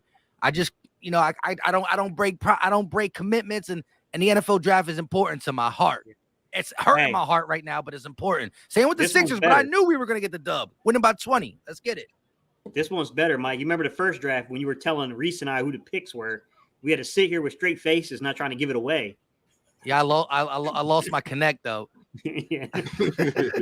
It's not a connect. It's an inside source. I used the wrong term right there. Yo, this dude, I'm sorry. This dude, I watched his tape the other day. He is a beast, man. He might be the best pass rusher in the draft. Yeah. Y'all don't think he's better than the other 2 guys that went before? Well, see, this is what I heard about Thibodeau, and it's like the dude has all the potential in the world, but ever since after that injury, it looks like he shows flashes. It's just they question his motor, like the bend, his movement is legit. They pretty much said, like, if you had Hutchinson's motor and Thibodeau's skill set, you're talking about an elite pass rush. You're talking about number 1 overall. You're talking about competing with some of the best in the building, but you don't know. Like, listen, I like Thibodeau a lot. If you just had to tell skill set, I'd probably take him over Hutchinson, just skill set. Mm-hmm. But listen, mental cash. He said, he's like the 5th best. That's still top 5. It's not bad. You don't like Kavan? That's crazy. Not me. Mental cash with the $2 super chat. He said, Philly Fresh, who we picking? You said what? Jalen Williams said that. He's got him rated like the 5th best. So, Jalen, let me flip the question. Come on, hey, Jalen, stop that. Stop, come on, bro. Let me flip the question a little bit, Jalen. Give me 4. No. Can I ask you a question first? Give me 4 better than me. Go ahead. You can ask your question now. Obviously we got to wait for his answer. I was going to ask him where he would put him in terms of ceiling and potential. Like, if you're judging him based upon where he's at currently and what he affords you and offers you, where would you put him in 3 years if you stacked all these guys together, kind of coming up on that contract year? How do you see him playing out? Somebody said Hutchinson hit his ceiling already. That'd be crazy. He said they say he did. I don't think he hit his ceiling yet, but he's just got he's a high ceiling guy, so he doesn't have that much room to go. Hey, my bad, Mike. I didn't understand what you were saying. I just looked over. I got my eyes everywhere. Yeah. Mental cash, I really don't know right now. My pick is gone. But, like, my pick and my backup pick is gone. So who's your backup to the backup to the backup? Not yet. But you're asking who? I don't know, man. I don't know. Like McDuffie though. You said you like McDuffie a little bit, right? I do like McDuffie. I like McDuffie, but I don't know. I think I can pick McDuffie at 18, not 15. You know what I mean? I got you. Like, so I can probably move back and still get McDuffie. Yeah. That's what I'm looking at right now. I'm not lying. I'm looking at moving back. Yeah. Because the top guys are gone, and I don't think we're going to go offensive line. No, but I mean, there's still. I don't know how the board will fall out from here. You still got to see. If Hamilton is there, I'm snatching him. Pause. But yeah, you got Kyle Hamilton and you got Jordan Davis. Jordan Davis and Kyle Hamilton are probably the next 2 bigger, kind of defensive players that are still left on the board right now. At some point, there's going to be a run on these receivers and stuff because just the way this board is falling, they're going to mix in some receivers with those defensive players with those tackles. I think. I wouldn't be shocked if McDuffie doesn't go ahead of 15 at this point, to be honest with you, Reese. I mean, I'm not neither. I'm not shocked at anything no more right now. Yeah. I'm trying to just keep it calm. Yeah, real quick. I like Nakobe Dean. If we went linebacker in the first round, listen, the board might fall to where if you just want a guy who can get at the quarterback, you might have to look at the linebacker position and just use him as a weapon. But Mark Jeffrey with the $5 donation. Appreciate the love, appreciate the support. He said, screw the draft. Sixers are winning. And with that mindset, listen, at the end of the day, the way the draft's going, we might have to just let it go. But listen, Maxey's showing off. Maxey is showing off. But they should have already won. That's the problem. We should have. Yeah. We should be able to chill right now. That's why we're here. That's why we're here. I mean, we would have been here anyway, but that's why we're in this position, because they should have won already. Come on, man. Exactly. I don't know if it was, I'm not a conspiracy theorist, Mike, but I'm thinking they won another game out there in Toronto, man, for revenues wise or something. Like Canada revenue, right? They want Drake back on the screen or something. I don't know. Like that didn't look like the Sixers I know. Like even when they play, they works, man. Here comes there's going to be a run on offensive players now, because you got Carolina. Could Carolina be the first team? And again, I don't think a quarterback's going to go in the first 10 picks. Chat, let us know. Carolina Panthers, the hometown team of Gate City. Are they going quarterback, or are they going to go somewhere else? What do y'all think? Let us know. They're showing Kenny Pickett. They're showing Malik Willis. The pick is in. Gate, what's your take? Charles Cross, offensive tackle. Charles Cross. They offensive line wasn't that bad, right? They definitely need some help. It's bad. Oh, okay. I think they might, Kenny Pickett, he's got a relationship with the head coach there. He was recruited by him, so I mean, it makes sense. But I don't know how you look at these quarterbacks and think top 10. Nah, here we go. Carolina made it. You got some offensive linemen in the chat. That's what they're talking about. Hey, I hope it's a quarterback. It's going to push the board. The Carolina Panthers select Akem Ikwanu, offensive tackle out of NC State. He went back home. He went back home. He's from Charlotte. Carolina, Charlotte. He's from Charlotte. That's crazy, I'm bro. Going home. Tell the world. He's a beast too. He's a beast, and he got that footwork. He can get out there on them screens. The tape that I watched as a kid, I never really watched a game of him, so I don't know his good kid, man. He's a good kid, really good guy. I don't know his weaknesses, but I do know when I looked at that tape and turned that tape on, this dude he's special. Mm-hmm. He's not just a station. He's not just a stationary tackle. Now you going to Carolina? And he played. And if I'm not mistaken, he played both sides. I think he played. Maybe in high look at that tape. I don't remember at NC State him playing both sides, but he's versatile. He's very athletic. Hey, but he's playing the left side, the blind side. You already know how that works. JB with the $5 super chat. Appreciate the love. Appreciate the support. Good podcast, fellas. North Philly loves you. Mad Maxey rules the third quarter. That's what he does. Let's go, Eagles. Get us a bomb receiver. He's going to be interesting next year, guys. Okay. Devin Leary. I want to see what happens with him. The quarterback. Appreciate it. Devin Leary. He's going to be interesting next year. Bang, bang. Y'all drawn, man. This ain't that chat, man. Y'all drawn. I can't watch the game yet. It's like, no, I'm messing with y'all. Go ahead. Go ahead, talk y'all ish. I'm watching it. But I can't playoffs, baby. I just can't enjoy it. I hate when I can't enjoy a game. I can't listen to it. Oh man, Mike, I ain't gonna lie. I was ready to text you back. Like, man, I just watched the game. But I can't. Yo, I really thought about this. Like, listen. Real talk, listen, we've been doing Battle Birds podcast for a minute. We slacked on the offseason because we all got our other stuff to do. But we've done the draft every year since we've been on YouTube together. I wasn't missing that because I'm a guy who my word is my bond. That's what I rock with. But I was thinking, if for some reason y'all couldn't do it, I felt like if the Eagles don't trade up, I could get the game in and still get back for the Eagles pick. But I really thought the Eagles were going to trade up for a Stingley or something, and they already broke my heart. So let me ask you a question. Giants on the clock. Do they go Evan Neal and put him inside at guard? He's a big dude. I don't know, man. Like, it's kind of hard to throw the ball over a 6'7" guy. Standing at guard. But, I mean, to be fair, Brandon Brooks wasn't short. The pick is in. Listen, chat, let us know who you got. We're going to hear from the right tackle. The pick is in? The pick is in. Real quick, shout out to JB, another $2 super chat. He said Simmons waiting in Hotel Cancun for the Raptors. Send them home. But, hey, I'm going to say that the Giants are going now.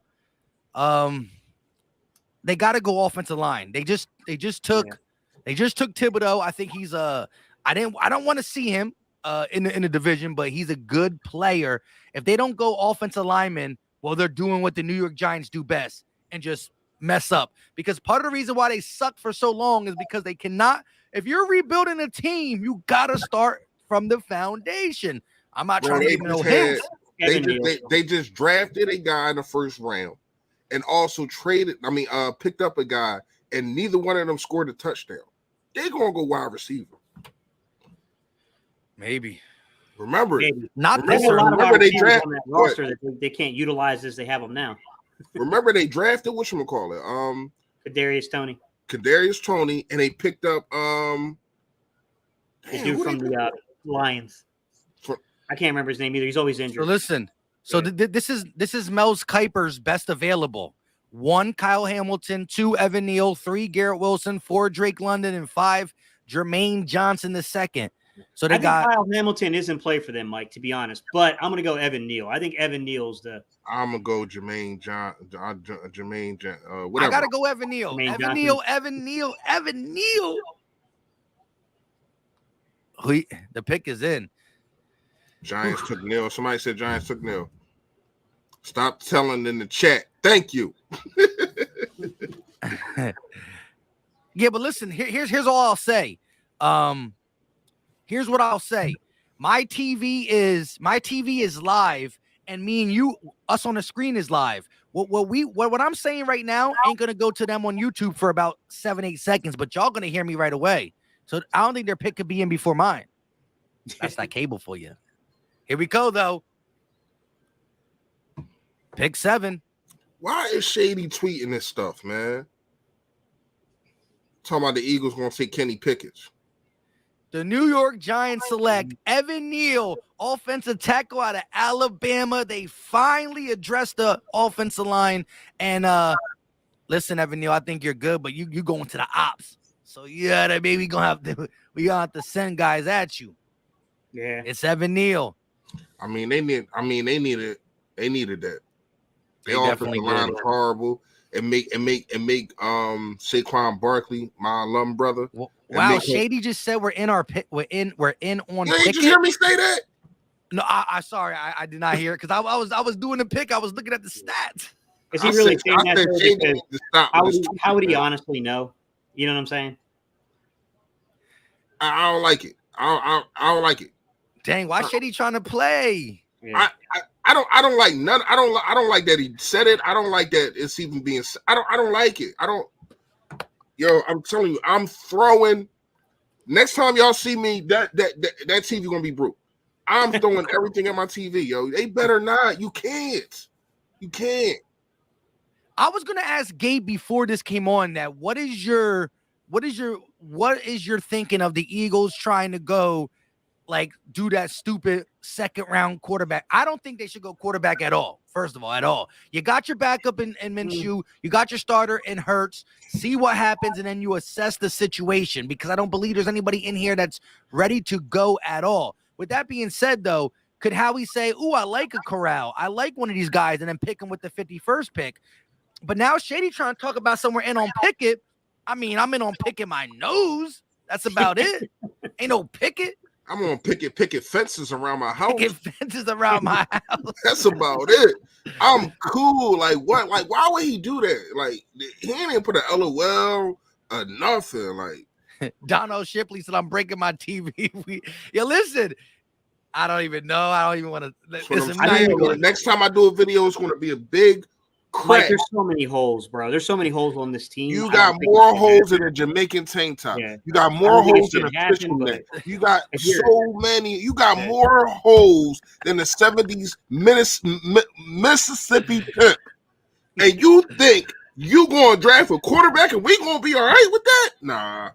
Yeah, I don't think it should happen just because of the amount of holes that's on this football team. But if you're asking me why it would if it did occur, it would be all about the contract controlling it, and you'd have to move Minshew. You can't you just can't. You know what I'm saying? You can't have 2 second-round quarterbacks in Minshew on your roster. Like, all right, so let me ask this. Let me ask this real fast.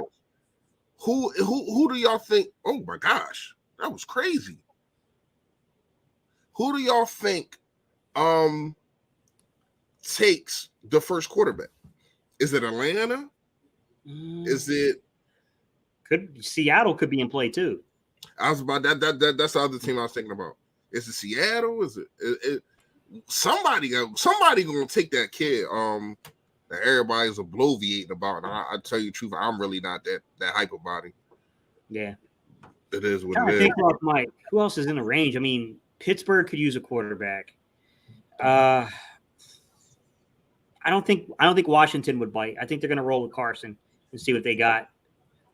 Who picks beyond Pittsburgh, Mike? Let me pull it up.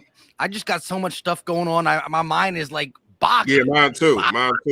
I'm like listening to the draft analysis. The pick is in. I'm low key. The third quarter just ended though. The Sixers still up by 20. I know they were talking about Atlanta. Good point. Someone said up. Atlanta, and that makes sense because they got nobody. Funny, Jalen. Jalen with the super chat, he said $2 donation. He said, so if we draft Pickett, you wait at Howie's car too? We meeting up at Howie's car. I'm at Howie's car. I'm at his front door. I'm at the daycare his kids go to. You gonna see me everywhere, Howie. Like no, you can't do that. Because that proves you're not trying to build a team. You're just trying to keep trying to pick at quarterbacks. You can't do that, man. And the quarterbacks coming out next year are better. And you got 2 first-round picks already, and probably can get another one if you play your cards right tonight.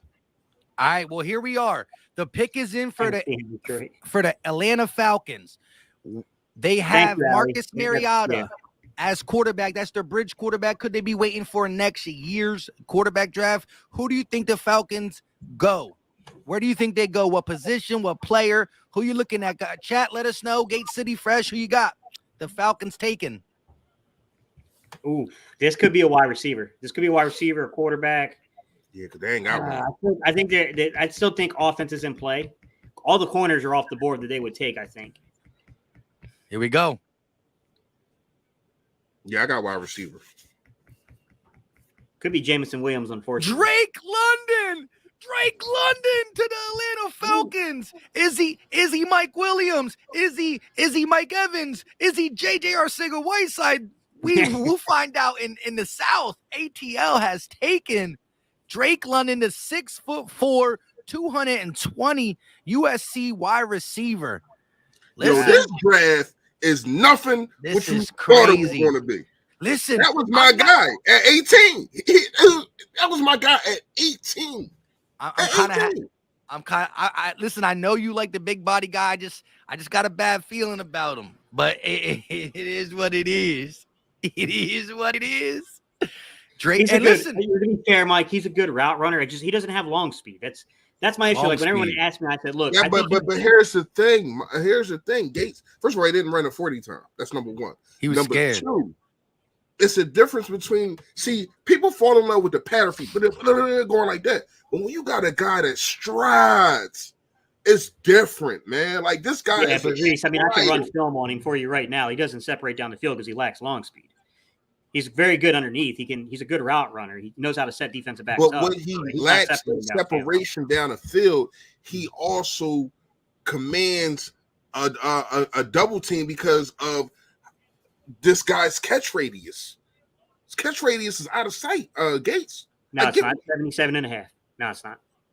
It's decent. It's not. He's shorter than JJ's. JJ's are 79. Here's the thing: when you say catch radius, you're saying inches. I'm talking about being able to catch it. Yeah, you're saying at all different points. I understand what you're saying. You're saying he's very good at the contested catch and he understands body positioning. But I'm talking about his actual catch radius. His actual wingspan is actually shorter than JJ. Yeah, that's wingspan. He's a better player than JJ. I'm not saying that. Reese, he's the wingspan. He's better than JJ. He's better than the field carry. I've said that several times. But this guy's not Mike Evans. He's not Mike Williams. He doesn't have that kind of explosion. But coming out of college, Mike Evans wasn't Mike Evans, so we can't say that, Gates. Let me just say this though. Yeah, he was. Let me just say no, he wasn't. People was not talking about him how they talk about him now. They said he couldn't get separation. Go look at it. Well, Google it or whatever. He's about to do it. Real quick, shout out to Jetty M with the $5 $5 donation. He did say I got 5 on it. I don't know if you mean that Drake's going to be good or Drake's going to be bad. Let us know in the chat. And listen, by no means am I thinking he's going to be a flat-out bust. I just thought that there were some risks. Mike, hang on. Reese. Mike Evans' rookie season was 1,000 yards receiving and 12 touchdowns. I'm talking about coming out of college. Oh, you talking about rookie? That is coming out of college. It's rookie season. What I'm saying is people. means his draft profile. I'm talking about the same position that London is at right now. People were saying Mike Evans couldn't get separation. That's what I'm saying, Gates. That's all I'm saying. I'm not saying he wasn't spectacular. He was. I'm not taking nothing away from him. I'm talking about him coming out. People saying the same thing. He couldn't get separation, and he formed himself into a better player. I'm telling you, I like this kid. We gonna see. We gonna see. But I'm telling you, I like this kid. Like I said, man, I think he's decent. He's not Mike Evans. He's not Mike Williams. He doesn't have that kind of speed. He doesn't have that kind of explosion, but he's a very good underneath route runner. I think he has some Allen Robinson. Who would you put him as? A Larry Fitzgerald? Like, who would you put him as? No, I would put him more as like an Allen Robinson type. Oh no, I think he'd be better than Allen Robinson. Allen Robinson's a multi 1,000-yard receiver, man. I understand that, but I said I think he can be better than my Allen Robinson.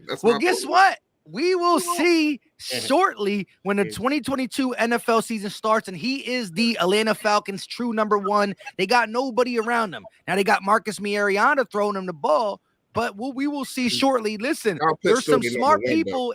There's some smart people in the NFL that did say, low key, Drake London is the best wide receiver in the draft. I heard people say that about Jamison Williams minus the injury. I think Jamison Williams were a lot of smart people. When I say smart, I don't mean they're smart, like than us. They probably are, they're probably not. I don't know. I'm talking about the professional scouts, which, Gate knows what he's talking about too. With that being said, I think a lot of them stated that Jamison Williams, probably one of the best wide receivers if there was no injury, but including the injury, I think a lot of people had Drake London and then Garrett Wilson, and then Jamison Williams. And with that being said, the Atlanta Falcons took him first. That don't necessarily mean the best. You remember, we saw Henry Ruggs and Jerry Jeudy go before CeeDee Lamb. So at the end of the day, Drake London, first wide receiver off the board. He's going to have to now prove that throughout the season by doing what he does. But now we are on pick number 9, Seattle Seahawks. This is where I thought the Philadelphia Eagles could come up and get a Stingley, but dang, he's been going for 6 picks now, and now the Eagles sit, with a decision to make. Do you still trade up? Jordan Davis still on the board. I don't think you got to do it at 9. I think you can wait, but Hamilton is still there. I love him. I think the Eagles defense, traditionally, when the Eagles have a good defense, 2 things are working for their defense. They got a pass rush and they got high quality safety play. That's just my opinion.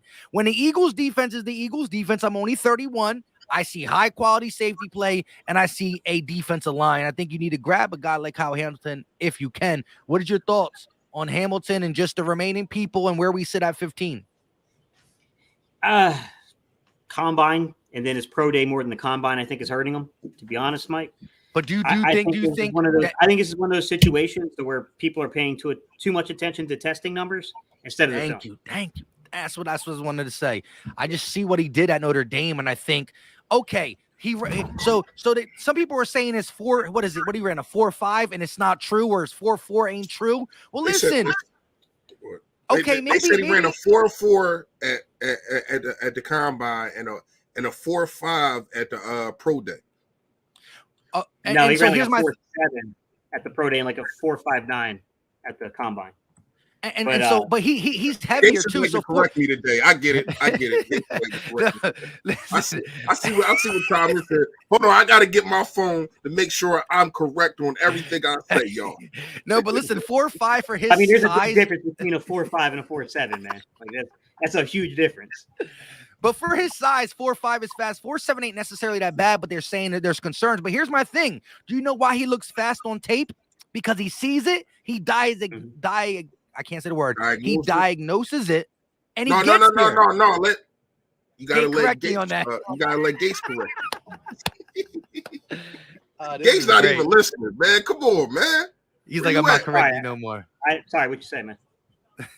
It's not listen, even. Watch it on a here's playback. It ain't even funny no more. Yeah. Go ahead, Mike. If Kyle Hamilton is a real 4.7, that is not good. But you got to look at his size and his height and weight. But also, like I said, he moves faster on film, and I believe that's because of how quick he can read the coverage and attack, so to speak. Yeah. And but he once looks again, faster. I'm than gonna tell you what 4.7 it is. I'm gonna tell you what it is. Once again, he's a taller guy, so the quickness isn't there, but the speed is. You know what I mean? Like when you got smaller guys, they take more steps and they can do more in those more steps that they take because Here they we take go. more steps. Seattle. Forget what I'm Number talking 9 about. it's getting real out here. I would say that unless the film shows you that he can't get over the top and Charles Cross. then you worry. But yeah, that doesn't shock me. Charles Cross, OT It out of kinda Mississippi does State. me. Mississippi State, he's Charles the top Cross 10 player. going to the Seattle Seahawks. They are trying to build a foundation for their new quarterback, Drew Lock. But no. What they want to do is they want to get the offensive lineman in there, be so bad that they can get a top-tier quarterback next year. But real quick, shout out to Jalen, $2 super chat. He said, what do y'all think about Christian Watson in the second? Go ahead. Anybody want to answer that? Depends on how much you want to. It depends on how much you want to invest into developing the player. I think he's explosive down the field. I don't think he particularly is special at the top of the routes. Then and coming back to the football, I don't think he sinks his hips that well yet. Got a little bit of an issue with hand placement on the football as he catches it. He's got some things he's got to iron out. But yeah, but you don't. I think he's got versatile. the vertical element, man. He's got the size and he's got the vertical element. He's very versatile. And just for a few of you guys, I'm telling you, you don't want to go there with me because I'll smoke you on this stuff. He ran a 4.7 at his pro day. You put in 5 hours, I put in 500. I'm just gonna tell you straightforward. Well, see, I don't know if you're talking about D Money says I see 4.5. So what I think he's saying is again, Gates right. He ran a 4.7, so you're like slow. But when you watch him on tape, about Brandon. Talking about Brandon Katz keeps trying to come at me because he doesn't know the numbers.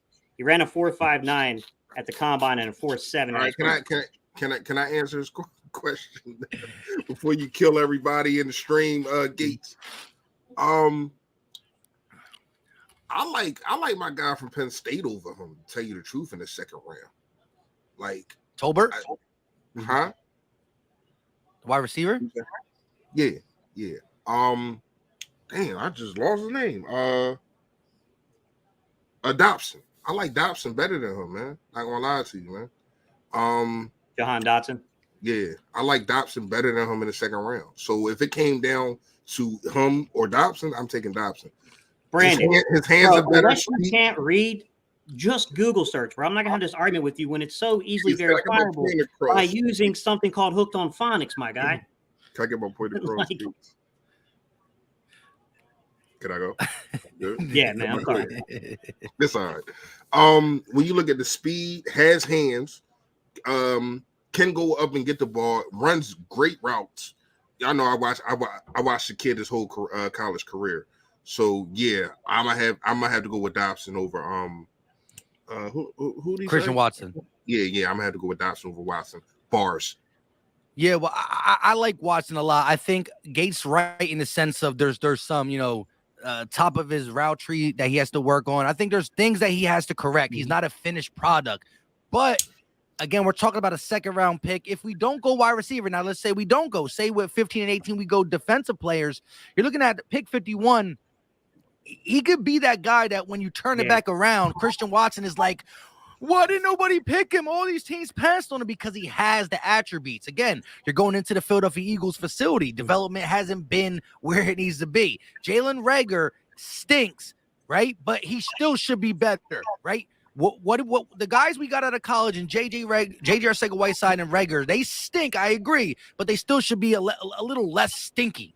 It doesn't make us feel better, but Christian Watson is someone I'm very intrigued by as well. Jalen also said if the Jets get Sauce and Hamilton, that secondary just turned back to New York Jet style. Brandon, dude, for the last time, my guy, he ran a 4.59 at his combine. Are you hard of hearing? And a freaking 4.7 at his pro day. The pro day is with a hand timer, and he still ran a 4.7. That's freaking horrible. Like, bro, With that this being is said, something that is easily verifiable by a Google search, my guy. Like, how slow are you? Like for on the real, like, bright how side, slow are you, my guy? Do I need to say it slower? Wait, who are you talking to? Let me look at Brandon. Okay. listen, at the end of the day, listen, just stop. Gate, you gotta stop reading them. But look, just maybe you can hear it in somebody else's voice. He's saying he ran a 4.59, and he also ran a 4.7. That is the thing. He ran two different ones. That means you can't go by the 4.59. You might not be able to go by the 4.57. I'm a 4.7, whatever. But it's just inconclusive. The point, you know, the funny part is, Mike. The funny part is, Mike, if he would just stop talking and listen for a second, he would have heard me say that the testing is irrelevant. He's typing. Whatever. You get what I'm saying? The testing is irrelevant, and it's about what the film says, which is he's fast enough on film to make the plays, which is what I said to lead into. But like, I just, just some of these guys that just like, dude, bro, it takes like 5 seconds, my guys. Derek Wilson. I mean, Garrett Wilson. What am I saying? Garrett Wilson out of Ohio State. They don't use hand timers, you dumbass, at the combine. This is a new podcast. We not talking about the draft anymore. This is not Brandon versus the Gate City show. But Garrett Wilson, Brandon, people realize that they don't use hand timers at the combine. They use them at the pro day, my guy. But listen, at the end of the day, so what they use at the combine, the gun? No, the combine. At the combine, they got GPS on you. Oh snap! Damn. So what they used to use? I'm pretty sure they had GPS all the time. Look at the body control on Garrett Wilson. He said the NFL comparison is Lynn Swann. My God, they're going way back for the comparison. My goodness. Garrett Wilson compared to old school Lynn Swann. But look, at the end of the day, this is the second. Somebody need to compare that damn suit he wearing to a that young fresh. Yeah. Second wide receiver off the board. Eagles still sit at 15. We are going to pick number 11, which is in the NFC East. The Washington Commanders, and they have been mocked to get Chris Olave a little bit. Now, they also been talking about a quarterback. I don't think they do unless they get a quarterback to sit behind Carson Wentz in case he goes south like he has other places. With that being said, Chris Olave, a guy that I'm pretty big on. If Jameson Williams is not there, we'll see. Chat, let us know so we can get back to the NFL draft. Chat, let us know in the comment section, who do you think the Washington Commanders are taking? And shout out to everybody in here. And yeah, I do see you, my Sixer fans. Let's get it. We about to go play the Heat. 20+ point victory. Shut them down. I'm hyped a little bit. I like this pick though. I think Garrett Wilson is a very, very solid wide receiver. Not gonna lie to you, man. I think he has almost everything. The speed is okay-ish. He's not the fastest guy, but he can get separation. And hey, man, we seen what Cooper Kupp did. He not the fastest guy, but he won a triple crown. You know what I mean? So. The Saints are on. Wait, the Saints are on. The Saints are on the Saints traded. The Saints traded. Listen, Washington traded with the Saints. The Saints moved up. So not only did the Saints give up next year's capital for the Eagles to the Eagles, the Saints just moved up. The Saints traded with the Washington Commanders. They got 5 minutes left on the clock. Who are they taking? Could they be trying to take listen? Low key, I don't know if they're to move up this big for a quarterback is weird to me because I don't think they would unless they really, really love a guy. Kyle Hamilton is low key falling where the Eagles. Listen, Davis and Hamilton, one of these guys got to be the Eagles' first pick to me. Yeah, I it's a good spot to be if you're in the Eagles right now with everything falling. Oh, Jameson Williams too. I mean, them three. But listen, chat. So can I ask you a question? No. I don't really know. Is he clear to play? Jameson Wilson. Jameson Williams. No, he's ahead of schedule, Reese, but he's not cleared. Okay. I didn't know. I did know he got hurt, obviously, but They don't really, from what I understand, is they don't really have a definitive date yet on when he's going to return. I've heard anywhere from like Halloween time frame to like around Thanksgiving. I think it just depends upon. And you know what's crazy? None of these defensive tackles have been taken yet. Yeah, like you got the two kids from Georgia. Yeah, and there's a few mocks that had both those guys in the top 10. Let's not forget about them. I ain't got no problem taking one of them. I can't remember the name. Damn, man, I'm bad at names right now. I really am. But those two kids from Georgia, if they're there, I have no problem with getting one of them at 15. We Davis all know or Wyatt. Say it again. Davis or Wyatt. Right. My God. I have no problem getting one of them. We all know our defensive tackle is really thin. For real. I mean, you got Fletcher Cox, kind of on a 1 or 2 year deal, but he's getting older. Hargrave really didn't show up like we expected him to. You know what I mean? And then you got this Milton Williams kid. You don't know if you're going to play him in the middle or you're going to play him on the outside. So it's like, who are your defensive tackles? So if they get one of these kids from Georgia at 15, I'm fine with that. What y'all think? What do you think about the stuff going on with Wyatt? It's not that like it has to be first. Huh? Well, yeah, he's saying to you who you like Wyatt. Okay. Stuff going on about him off the field. Yeah, now. I'm saying like Wyatt has the off the field stuff with the domestic abuse situation. They're saying he could be pushed. It's not super recent. It's not super recent. That's the thing, right, Mike? I'm correcting that. It's not. It's like back in 2020, right? From what I understand, I did hear about it, but you haven't heard anything about it for 2 years. Not anything else other than that for 2 years. You know what I mean? Like, yeah. So, the player's good. That's the crazy thing. Yes. He is a little older. He is an older prospect. Yeah. He's not old, but he's older. He's 24. He's 24. Yeah. He's just real quick for people in the chat. Well, no, Washington is not on the board no more. Right? There's people in the chat saying Washington's going to get this person. Washington is not on the board. They traded their pick to the Saints. The Saints moved up again to pick number 11, and their pick is in. But to your point, Fresh, I'm cool with Davis and Wyatt. I think Wyatt more with the 18th. I think Davis more with the earliest.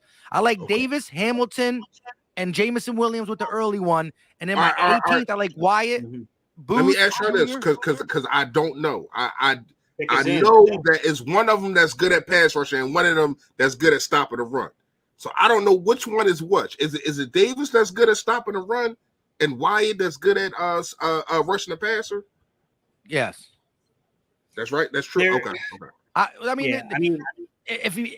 think they both can do a lot of stuff. One of them only had like in his career, like I want to say like 7 sacks. They rotate their whole line. They don't even get if they were on a different team or in a different if they weren't on Georgia the way he runs that, they would be in the game more. It's why it's hard to really judge Walker, Davis, and Wyatt.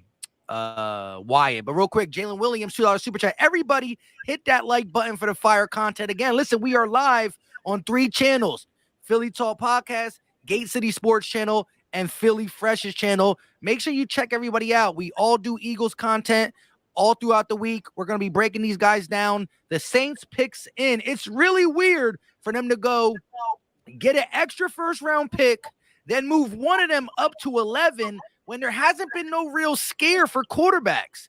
Maybe they heard something. Maybe they got scared. Maybe they like a player. Maybe they didn't think Hamilton would fall this far. Maybe they didn't think Jermaine Johnson would fall this far. I don't know what they're doing, but right now, and I forgot Jermaine Johnson was still on the board.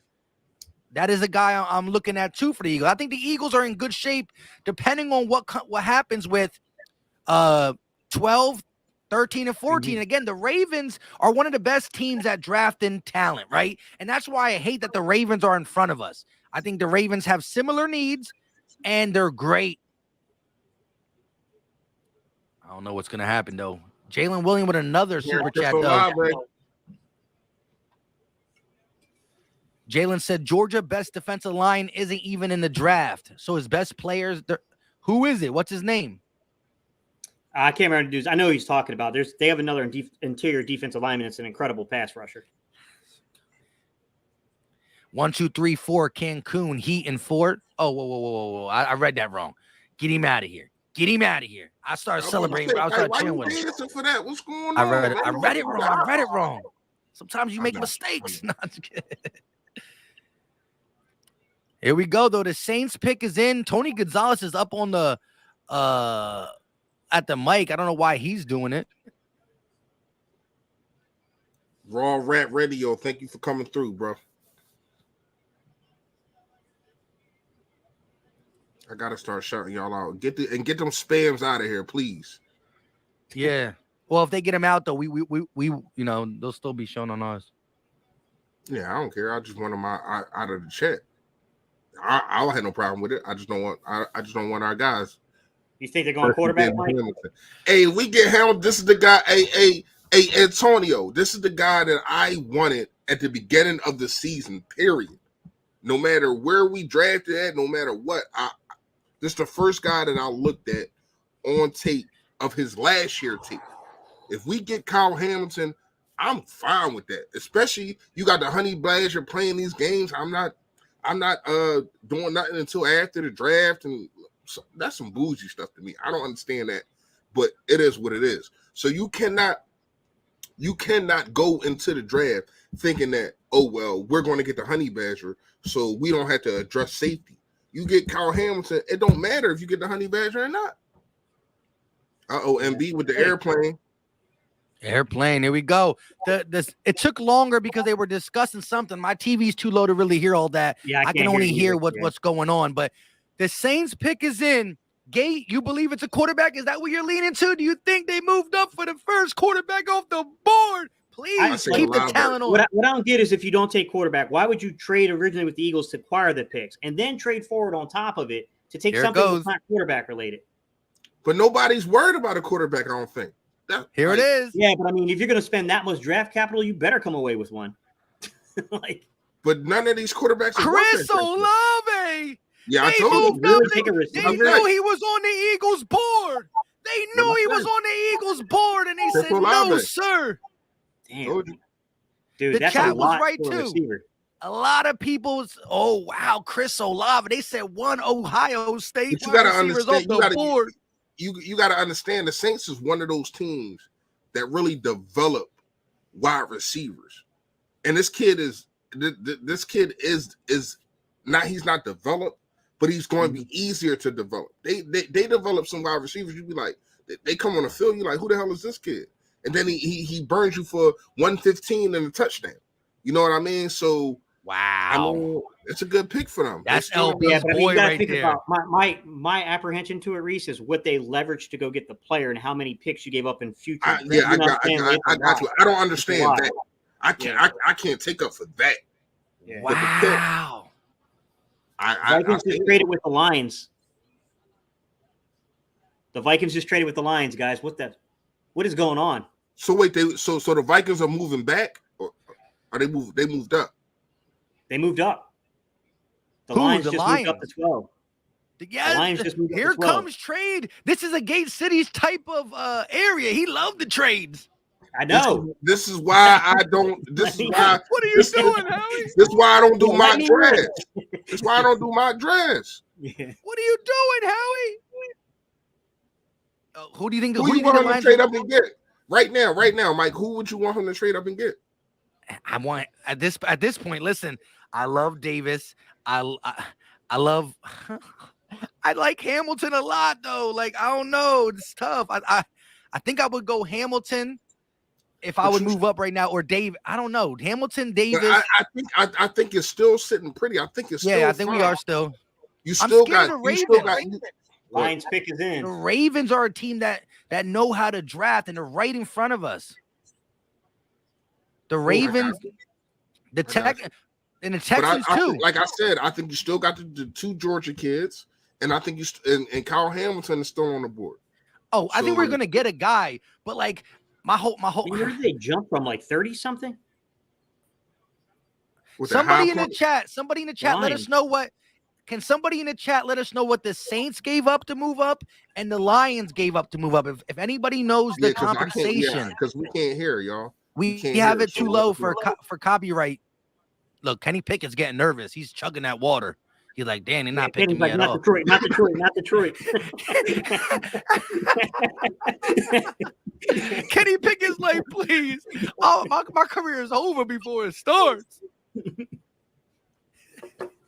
They're all like, Kenny Pickett, please come. He's like, where'd he go? He dipped. Ain't no Raptor fans in here, are they? No Raptor fans up in here. I know Kenny. My wife just said Kenny Pickett's answering her phone going, new phone, who this? Yeah, new phone, who this? Nah, there ain't no Kenny lives here. Kenny Pickett is nervous. Dang, bro. The board looks good. Everybody's right, though. The board does look good for the Eagles. I'm just like, hey, I don't know where my head is right now. Did you see ESPN's thing? I think they think it's going to be Malik Willis. Well, remember, some of the mocks had the Lions taking them at 2. I doubt it, but maybe now they got the best of both worlds. They got Aiden Hutchinson, right? And then they got to come back up and still get the quarterback. Yeah, I got to go to ESPN. I'm watching it on NFL Network. I got to go to ESPN. I think that the run on wide receivers is happening. Eagles just moved to 13. What? They're doing it. They're gonna move up. They moved up to 13 supposedly. Hold up. Let me get back. Hold on, wait a minute. Y'all thought we were finished. Let's go. I'm hyped. And once again, Mike, but who are they targeting? I don't know. It's Kyle Hamilton or Davis. It's Kyle Hamilton or Davis. No one the Eagle or Williamson. Jameis Williams too. These are all the Lions take. I'm still waiting on the Lions pick on the screen. No, they didn't say yet. They didn't say yet. Okay, so the Lions received 12th overall second round pick. The Minnesota receives 32nd overall second round pick, and I think that was a third round pick. It just went off the screen. If anybody's seen that, let me know. Man, it's crazy. Wow, the Eagles moved up.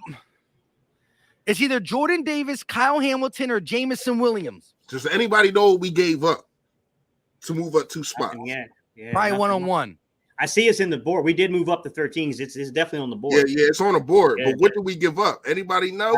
The Lions take Jameson Williams. Ah, come on, man. Wide receiver right in front of our face. Bruh. He's a dynamic playmaker, man. He can't play though for them forever. I'm sorry. I think they're going defense, Mike. Yeah, I think so too now. Bro, listen, I'm not saying I would have took wide them receivers over right now, guys. There's a hellacious run on wide receivers. Yeah, only 2 went off the board, right? 3. I think 3 went off the board. Sorry, guys. I'm trying to find closed captions on this thing.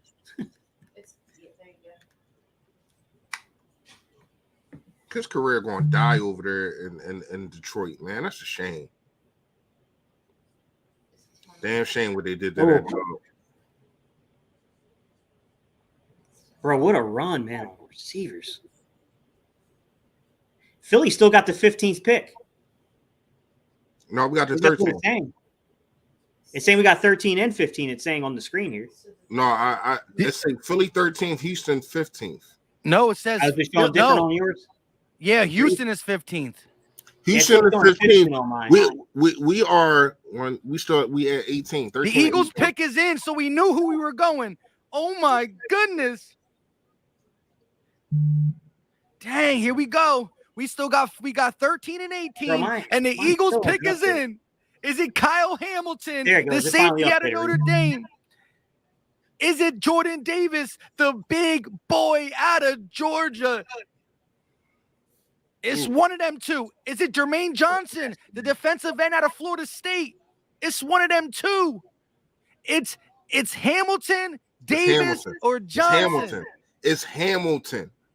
Gate, who you got? Yeah, Kyle Hamilton. It's Hamilton, man. This will be the first time in franchise history we drafted a safety if it happens. Y'all start screen recording. I'm telling y'all right now, it is going to be Kyle Hamilton, a safety for the Philadelphia Eagles, man. Watch. Come on, Howie. How much time we got left, Mike? Pick is in. It Pick says. is in. Come We on, just Howie. waiting on him to come out and announce it. Come on, Howie. This dude is a Wow. playmaker. This is somebody that you can have another ball hawk, and it will help Darius Slay in the secondary so much. Real quick, shout out to Mental Cash, $2 donation. He said, "I wanted Williams, man. I hear you. I loved them. But listen, we gotta worry about this. The Eagles pick is in. Hold up, wait a minute, man. I wanted Williams, but we Hold up, wait a minute, Williams, man. Hamilton, I'm fine. I'm good. I'm good.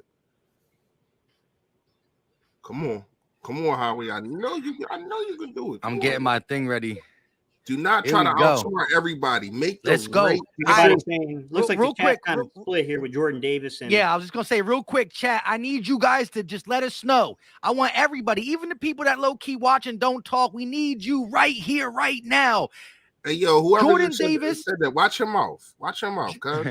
Jordan Davis or Kyle Hamilton. Who is the pick at 13? Jordan Davis, Kyle Hamilton, who is the pick? And Jermaine Johnson, too. Can't keep forgetting about him. Defensive end is always up on Howie's list. Hey, and he was supposed to go top 10. Hey, Mark, you don't know me, cuz. Seriously. Talk to me like that. Respect your elders, all right? Go ahead, Mike. What is going on? Here we go, though. Here we go. We got a lot of Hamiltons. We got a lot of we got some McDuffies. We got some Johnsons in the building. We got a couple Davises. Oh, man, this is tough. Hamilton. It's tough, Hamilton. And they had to go to commercial break, right? They had to go to commercial break with the Eagles pick. Come on, man. You know they just had to go to commercial break. All I know is play the song, Tunis. Yo, I do that now. I do you that. Know that. I just got like a 5-second clip. Huh? I got to be honest. Jordan Davis makes a ton of sense because every mock draft that I saw in the past 2 weeks had Jordan Davis going 14 to Baltimore. Yes, that's true. And Baltimore knows how to draft. I'm not mad at Jordan Davis pick. You already know. Like I ain't mad at Jordan Davis pick. Bro, this commercial, bro. Come on. If it's not one of them two, though, I'm gonna be very upset. I got a problem. Hold up, though. Hold up. Look at this. My man Skeletor 76er lover. He dropped the $132.76. That's what the Sixers scored. Oh, I'm about to say that. Do that mean something? I'm about to ask you. That mean? I like that. Yo, that's dope. I'm about to say that means that's dope. That's dope. Shout out to him, man. Shout out to him. That's dope. That's one of my guys. And that's why he put the 76 cents. So he said 132 for the score. Yeah, I like and 76 cents for the Sixers. Let's go. Skeletor 70, one of the MVPs of all my Sixers chats. And he rocks Eagles. Let's go. We gonna be live for the Heat. And I'm gonna Skeletor 70. Let's go, Skeletor. They try to play us. They were all gonna laugh at us if we lost this, but we ain't. They're all gonna laugh at you. I'm gonna say Jordan Davis, guys. I think it's gonna be Jordan Davis, just given the nature of who they jumped. I think so too. Listen, Baltimore was in love with Jordan Davis. Think about Baltimore's MO. MO is that front line, big guys, and so is ours. I'm about to say we the same way.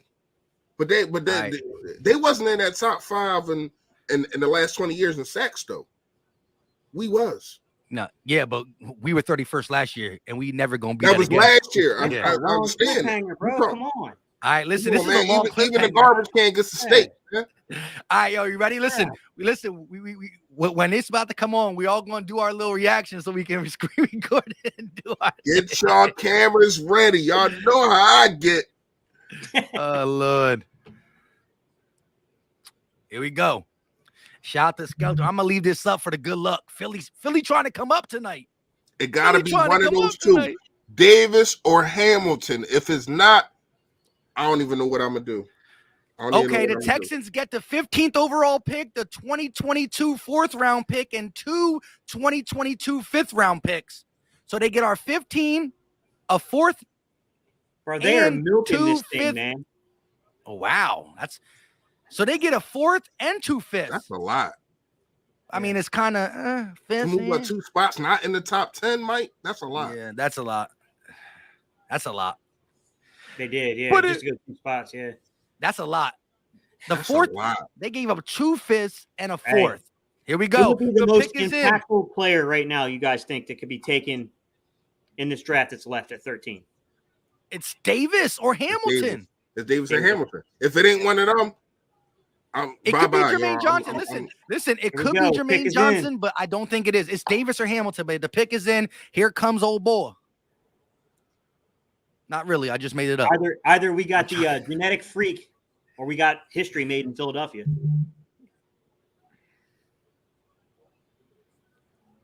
They're doing the fly, Eagles fly. Yeah, fly, Eagles fly. It's not good enough. Nah, ain't no Trent. All right, you ready for this, though? Ain't no You ready Trent. for this? Yo, Kyle listen. or Davis. Just tell me Kyle or Davis. Yo, my man always at the draft, yo. Yeah, he is. They're so far behind. The Texans are already on the clock, technically. Just announce the picks, guys. Come on. Oh, they're bringing out the fans again. It's going to be another 5 minutes. Oh, come on, man. They're bringing out football players from Philly. Shout out to the young kids, but I'm sorry. I need to know. They got to do something to make this thing 3 hours. All right, here it is. Here it is.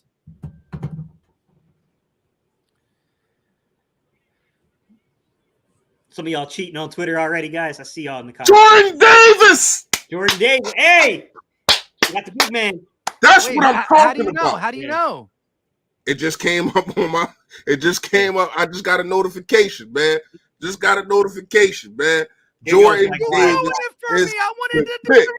I'm going live right now, Mike. My bad, man. Jordan Davis is a Philadelphia Eagle. I got no problems I still with that. don't believe y'all until I hear from Roger Goodell. All right, go ahead. I can't even hear Goodell. All right. Let's do the reaction all over again. Wait, where do you see it? I don't see it on Twitter. I seen it on All right, Mike, he about to announce it now in like 13 The Philadelphia Eagles select Jordan Davis, D tackle out of Georgia, the big boy in the middle, rocking for Philly. This dude is a freak athlete. You see the way he running. He's going to be running down quarterbacks, running down running backs for a boatload of years. Fletch, we love you, but we got your replacement. Fletch, we love you, but I'm going to hold the door for you after this year. Man. But it's time. Hey, man, listen, this is something you had to do. I just was talking about it, and I just brought these 2 kids up. I just brought it. We kind of forgot about them. You know what I mean? I'm like, we still got some kids out there, man. Oh, them 2 kids in Georgia, and we got one of them. And I ain't gonna lie, man. This dude, when you put on the tape, this dude is a beast, man. And this is something that we needed in the middle. We needed this. Like this is like, I understand. Yes, we do need a safety. Yes, we do need a CB2. But this right here is a need and can cover up a lot of things in your defense because he gets after it. Sorry, I was watching the highlights, guys. My bad. Look, the only thing I'll say about him is that we know that it's important to control the nose in this defense. Look, we had a draft room fight last year because we traded out of a pick thinking we could still get a player and add picks, and then Detroit jumped us. You guys remember that? Detroit jumped us and picked ahead of us and basically took our targets. I mean, it makes sense, man. I don't know if he's going to develop into a pass rusher, but I mean, the physical tools are there. It's just a matter of can they develop him on that line? Like, he's going to be a beast, guys. I think he's going to be really good. And I like the suit. The seat. What? He come through looking like Eddie Murphy and Boom and damn. What was the movie? Brooklyn and Vampire. Brooklyn. Hey, real quick, let's get to these super chats. Mr. 89 with the $5 donation said, way to shut up the doubters, myself included. Philly, stand up. You already know. And Lotta with a crazy default, but I ain't mad at it. $4.99 super chat. Quarterbacks looking sick in this draft. They are sick. They're like, not only are we not getting drafted, we got Thibodeau coming at us, Hutchinson coming at us, Davis coming at us, Hey, shout out to the defense because they live in their best life right now. The 2022 NFL draft has been about defense and a couple wide receivers. I ain't mad. I see a lot of people in here that not liking this pick. I'm gonna tell y'all this. They don't believe he can rush the passer. That's what they don't believe in. And Gate City said, again, here's the thing. We seen what he do in tape when he's on the field. He's not on the field for all 3 downs. Is it his limitations or is it because Georgia didn't leave Travon Walker on the field all the time, didn't leave Devontae White on the field all the time? They just rotate their players. With that being said, nobody his size ever ran like that. Will it scored a touchdown? I didn't even know that. I mean, it's crazy. It's crazy. I guarantee you Ravens take Kyle Hamilton, though. Yeah. Guys, we gave up the 15th, a 4th round pick and 2 5ths. That was the trade value. I mean, look, time will tell, guys. I mean, like I said, this is a purely a gut instinct evaluation thing. This is not a tape evaluation because you don't have them in that situation.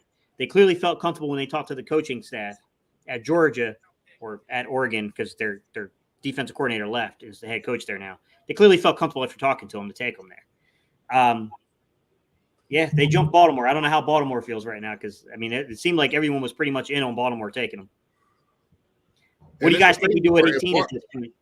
Go ahead. You said what? No, I was asking you guys, what do you think we do at 18? It depends on who they're. It depends on who they're because now I don't think it's a terrible pick. I need y'all to stop saying this was a need. We needed this, and I'm gonna get to your question real fast, Gates, but I just want to let everybody know how the Philadelphia Eagles are. We start from the inside and then go and then go out, and that's how we have been successful through these years because of our interior being dominant on both ends, on offense and defense. We cannot stray away from what has been making us successful. And I do think I like Kyle Hamilton a lot. I probably would have picked Kyle Hamilton over him, but I'm not mad at this pick at all. So we have to understand that the Philadelphia Eagles go from the inside all the way out. You know what I mean? This is and they skip linebacker for some reason. I don't know why. Mm-hmm. But this dude is a guy that can, I'm not going to say replace Fletcher Cox because they're 2 different kind of people. But when you talk about stopping the runs, when you talk about stuffing the run, when you're talking about people being scared to run to his side, and then you can develop him. He's still a kid. You can still develop this kid to being a pass rusher, man. But and the crazy part is he probably won't even start this year. So he get a chance to take and look at 2 guys and get intake from 2 guys who have been dominant in their own fashion and Fletcher Cox and Hargrave. So let's not forget about that also. You know what I mean? Kyle Hamilton right after the Eagles. So Kyle Hamilton went to the Ravens. Yep, he's gonna have a long, healthy career too. Because the Ravens had to put defensive backs in.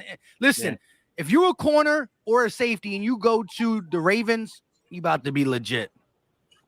I think Howie kind of, if you really read between the lines of what he said in the press conferences, though, didn't he kind of alluded to this, right? He said that we have our own philosophy. He talked about he's not drafting for just this year. He's drafting for the following year.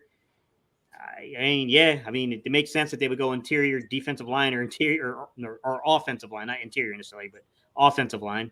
I mean, he didn't really lie. You know, you got Hargraves on an expiring contract. They got to figure out. I'm not saying he's going to be gone, but he is on an expiring contract. And you got Cox is only on, I think he's theoretically on a 2-year deal, but it's structured like a 1-year deal, I thought. Yeah. No, you're right. You know what? They signed him to a 1-year deal, and then they, I think they converted it into some kind of like roster bonus type money, like a signing bonus. Jalen, I tend to agree. I do agree. Kyle Hamilton can definitely change your life. He can change because of him being a ball hawk. And I wanted, that's who I wanted. You know what I mean?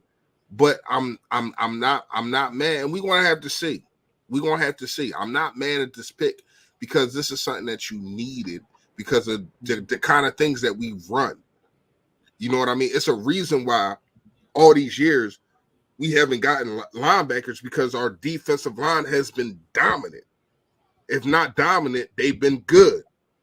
So adding him definitely helped.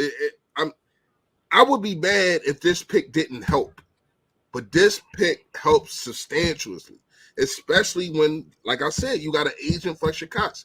I've been saying we have to draft somebody to not replace him, but to be there with him and to take the helm from him. Now, when we got Hargrave, I'm like, all right, mate, that can be the guy. But then Listen, 2 years later, real quick, for everybody that won in Hamilton, I know Fresh did. Now I'm speaking into existence. A couple days after this draft, the Eagles are going to sign Honey Badger. That make us feel a little bit better, wouldn't it? A 2-3 year deal for Honey Badger will make us feel a little bit better, wouldn't it? It would. But I'm with you. I mean, maybe they talked to him. You're definitely right, Mike. now I thought, no, you are definitely right. If you get the Honey Badger, I think a lot of people are just going to forget about this, especially if this kid performs like I think that he can perform in Davis. And then you get the Honey Badger, and now you just got to worry about CB2. A.O. Frost with the $5 super chat. He said, I think the Eagles traded up for Jameson Williams, anticipating that Detroit had traded all the way up for a quarterback only, in my opinion. Well, listen, I know that Williams, Davis, and Hamilton were all high on the Eagles board. Williams went off. Who knows what would have happened if it's were a fifth, the saying of that. But we got Davis, and right now, listen to what the scouts say. Listen to the people that watch him all the time. And even Gate will say, which his concern was he didn't play on third downs, but he didn't say he couldn't play on third down. That's the biggest thing. And Stems, $2 donation, not hating the hate, but we should have got a safety. I agree. Safety is a more pressing need in 2022. But Philly Mike telling you the Honey Badger coming, bro. Kenyon Green, guard out of Texas A&M to the Houston Texans. Houston Texans select an offensive guard, Kenyon Green, out of Texas A&M. What's your take about that? It's pretty high. I heard rumors he could go this high, but he's a wrecking ball. Like he's strong. He's a strong dude. Yeah, that's a bad pick. I'm sorry, that's not a good pick. Wasn't he mocked to us early on, around 18? Like they're saying that we could possibly look at him at 18. I'm talking about early on in the mocks. He's super strong, man. He's a strong dude. I know Dallas wasn't Dallas looking at him too? So if Dallas was looking at him at 20 something, good. I'm glad he's off the board. Forget Dallas. They've been linked to a few offensive linemen. Weren't they linked to the dude from Boston College as well, Zion Johnson? Yeah. Oh, that one too. See, look, and again, Fresh kind of nailed it. If you look at 2022, just that year, we need a safety more than a D tackle. That is facts. But you got to look at the longevity of the career. And although I think Kyle Hamilton and Davis are both going to have healthy careers, it's mainly because the fact that we have a vacant spot at safety and a still filled spot for 2022 at the D tackle position. But now rotating keeps everybody's legs fresh, and my man going to wreak havoc. 8 sacks on the season as a D tackle. I'm calling it. Mm-hmm. You heard it here first. It's like, now let me stop. But the whole thing is, do you think, and I don't think that this is going to happen because we know the Philadelphia Eagles, he's not going to start. Is he going to be heavy in a rotation? Yeah, but he's not going to start. So his rookie year, a lot of people are going to complain about him because the numbers might not be there, man. And that's what's going to suck. Pause.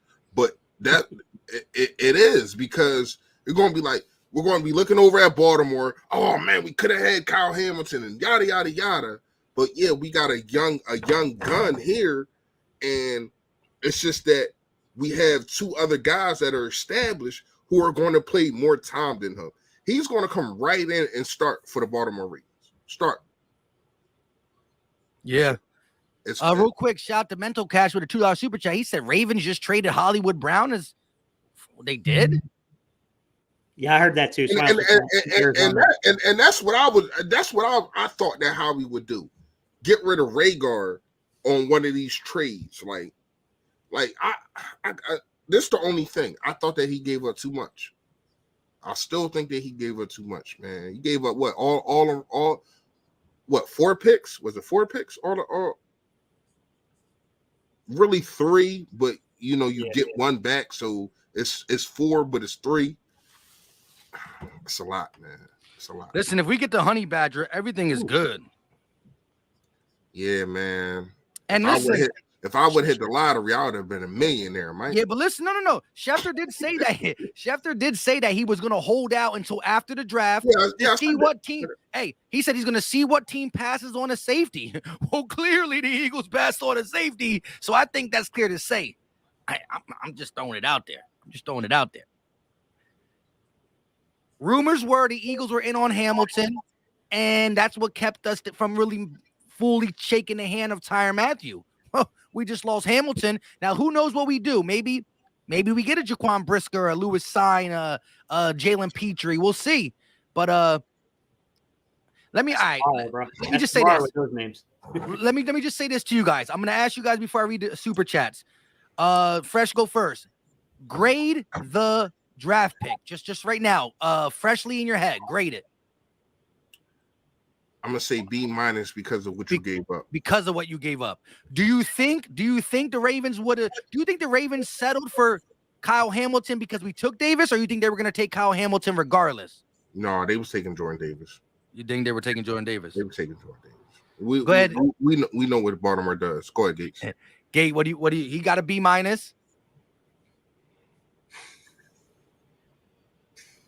Well, the way I see the board falling, Mike, this were your options. They weren't going to go Kyle Hamilton because they haven't drafted a safety in their franchise's history. I'm just going to say it outright, guys. So my opinion was at 15, with everything that come off the board with the wide receivers, what were really your options? McDuffie, maybe Booth, maybe Johnson, or Jordan Davis. You know what I mean?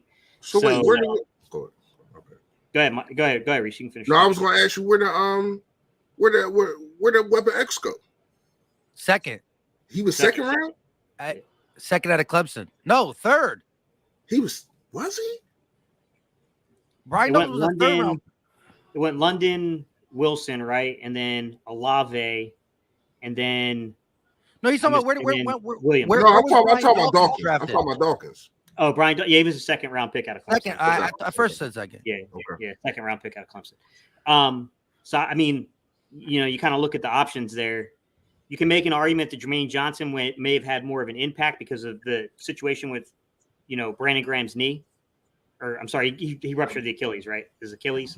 So I can definitely see the point that Jermaine Johnson might have had a more immediate impact and long-term impact. But, I'm going to say it's a B. You gave up a lot to go get him, to be quite honest. I do think that there are questions about his pass rush ability. And there's a lot of questions asked about the way he was utilized and used in Georgia's defense. But, I mean, everyone you talk to that really studied his tape and knew him coming all the way back. And like I said, Mike, I saw this kid play in high school out in Charlotte. He's talented. The talent's there. You're going to have to keep on this young man about his weight.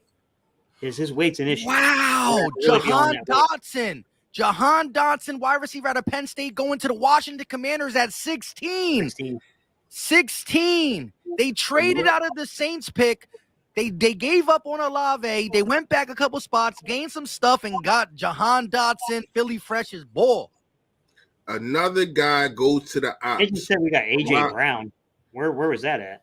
Okay, real quick, though. I'm going to give it a B, too. I do believe Jordan Davis will be better in the NFL pass rushing once he gets acclimated to playing all the downs. I think he has the stamina to do it. Got to watch the weight.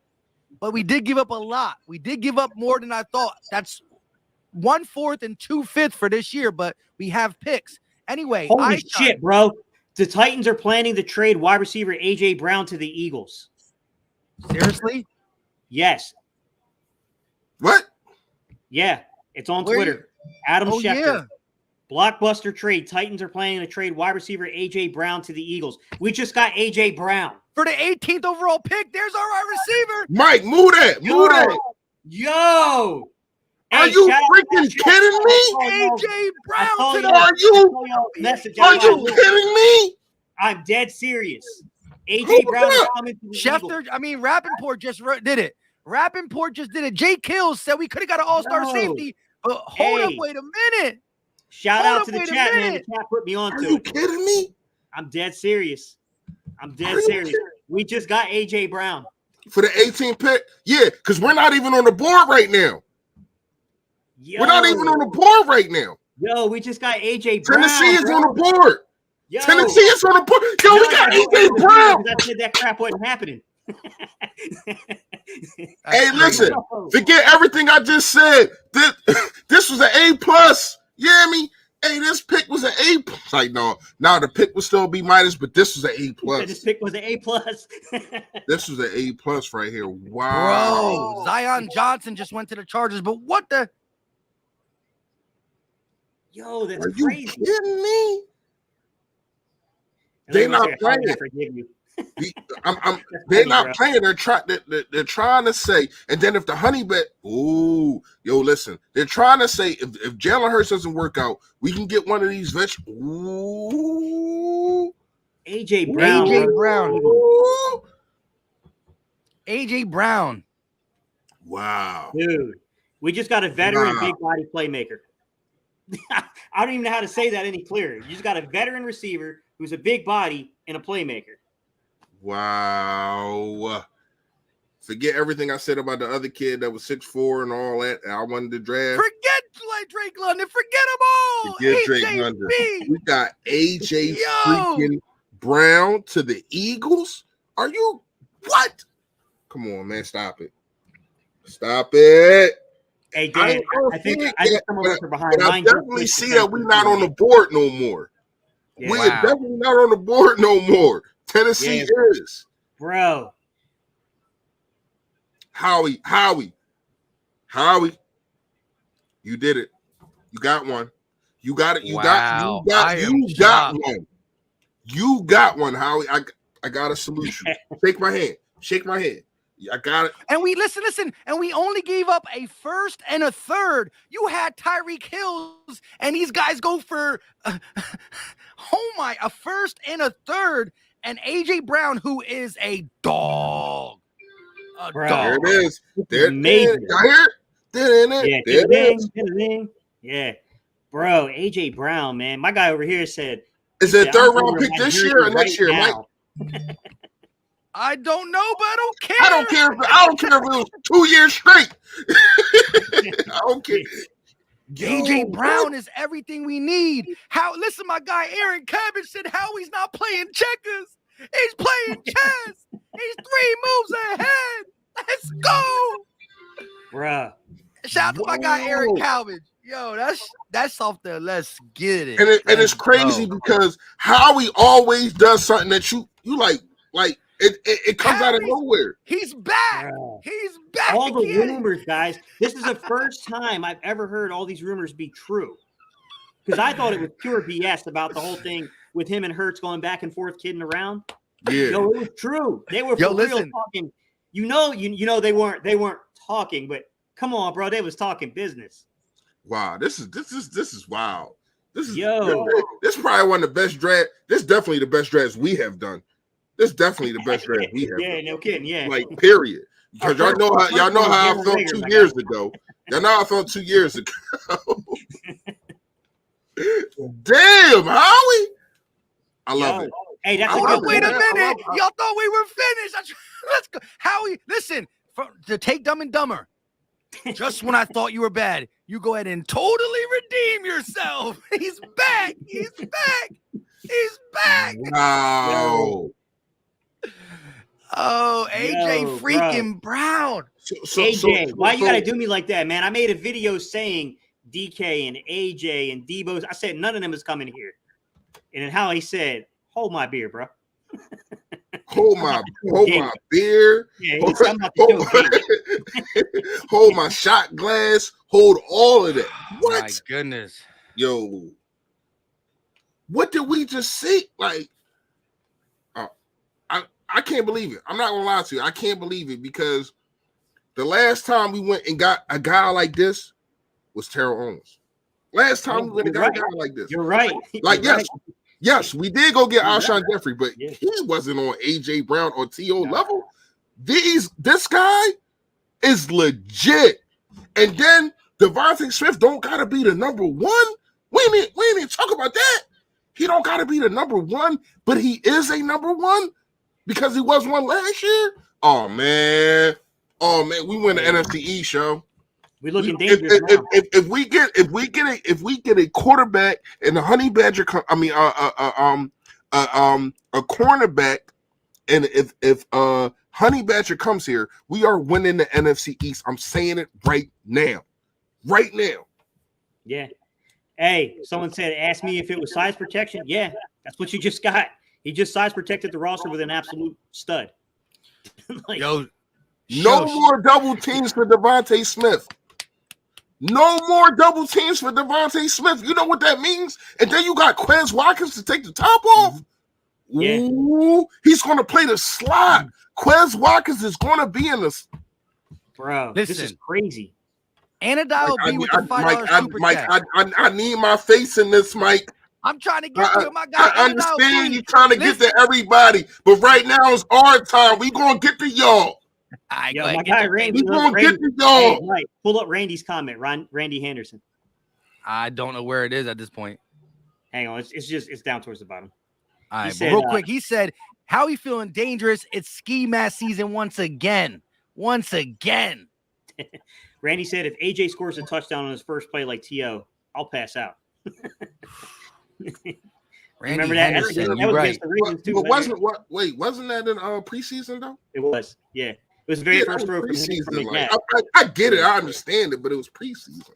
You know, but we did go to the Super Bowl. You know what I mean? Even though he didn't play in the playoffs until the Super Bowl. But hey, John just said, hey, why Fresh is why you're meeting Howie at his car because you thought it was gonna be bad. We might as well polish it too after this draft. We went to his car to do something dangerous, and we end up with wax on, wax off. Pause. Hey, listen, I would take the shirt that I was wearing at work today, and I would wash this freaking car. Are you freaking kidding me? Are you freaking kidding me? Wow. Are you freaking kidding me, Howie? I love it. Hey, I love it. Guys. I can't say nothing. I can't say nothing bad about him. You didn't go get Tyreek Hill. Ooh, I didn't care about that. Me and Philly 500, we had our debate about that. We went back and forth crazy about that. You know what I mean? I thought the Calvin Ridley situation kind of messed everything up because if we had Calvin Ridley, nobody would be talking about how they was talking before now. But then you do this. The Titans picks is in. We're not even paying attention to the draft no more. It's Eagles season. Man, exactly. That's what we here for. Yeah. That's what we here for. The Eagles. And the Eagles, a Mike, a Gates. Traylon Burks just went to the Titans. That Mike Gates. Can I say this? They just had a look. They just replaced AJ Brown with Traylon Burks. Yeah, I don't give a damn about that. Let me tell you this. Listen to me. A Chad, a Mike, a Gates. We just won the draft. Yeah, you got a point. We just won a draft. You got a point. Hey, how about this, Reese, Mike? You remember when they kept saying that nobody wanted to play with Jalen Hurts? Well, one guy did. AJ Brown. And one guy came to us, AJ Brown. Yeah. And one guy's gonna get listen. AJ Brown's doing us a favor, but guess what? He's gonna be when Hurts proves people wrong, it's gonna be because of AJ Brown, and he's gonna get him a long-term deal. You see what he just did with Tannehill? You see what he just did with Tannehill? I think Jalen Hurts ceiling can be better than Tannehill. Talk about it. I do. Like when you really hold on. I mean, no. You feel like I'm a step above it. No, but when you look at the situation of Tannehill, I don't think. Hold up. I thought this not.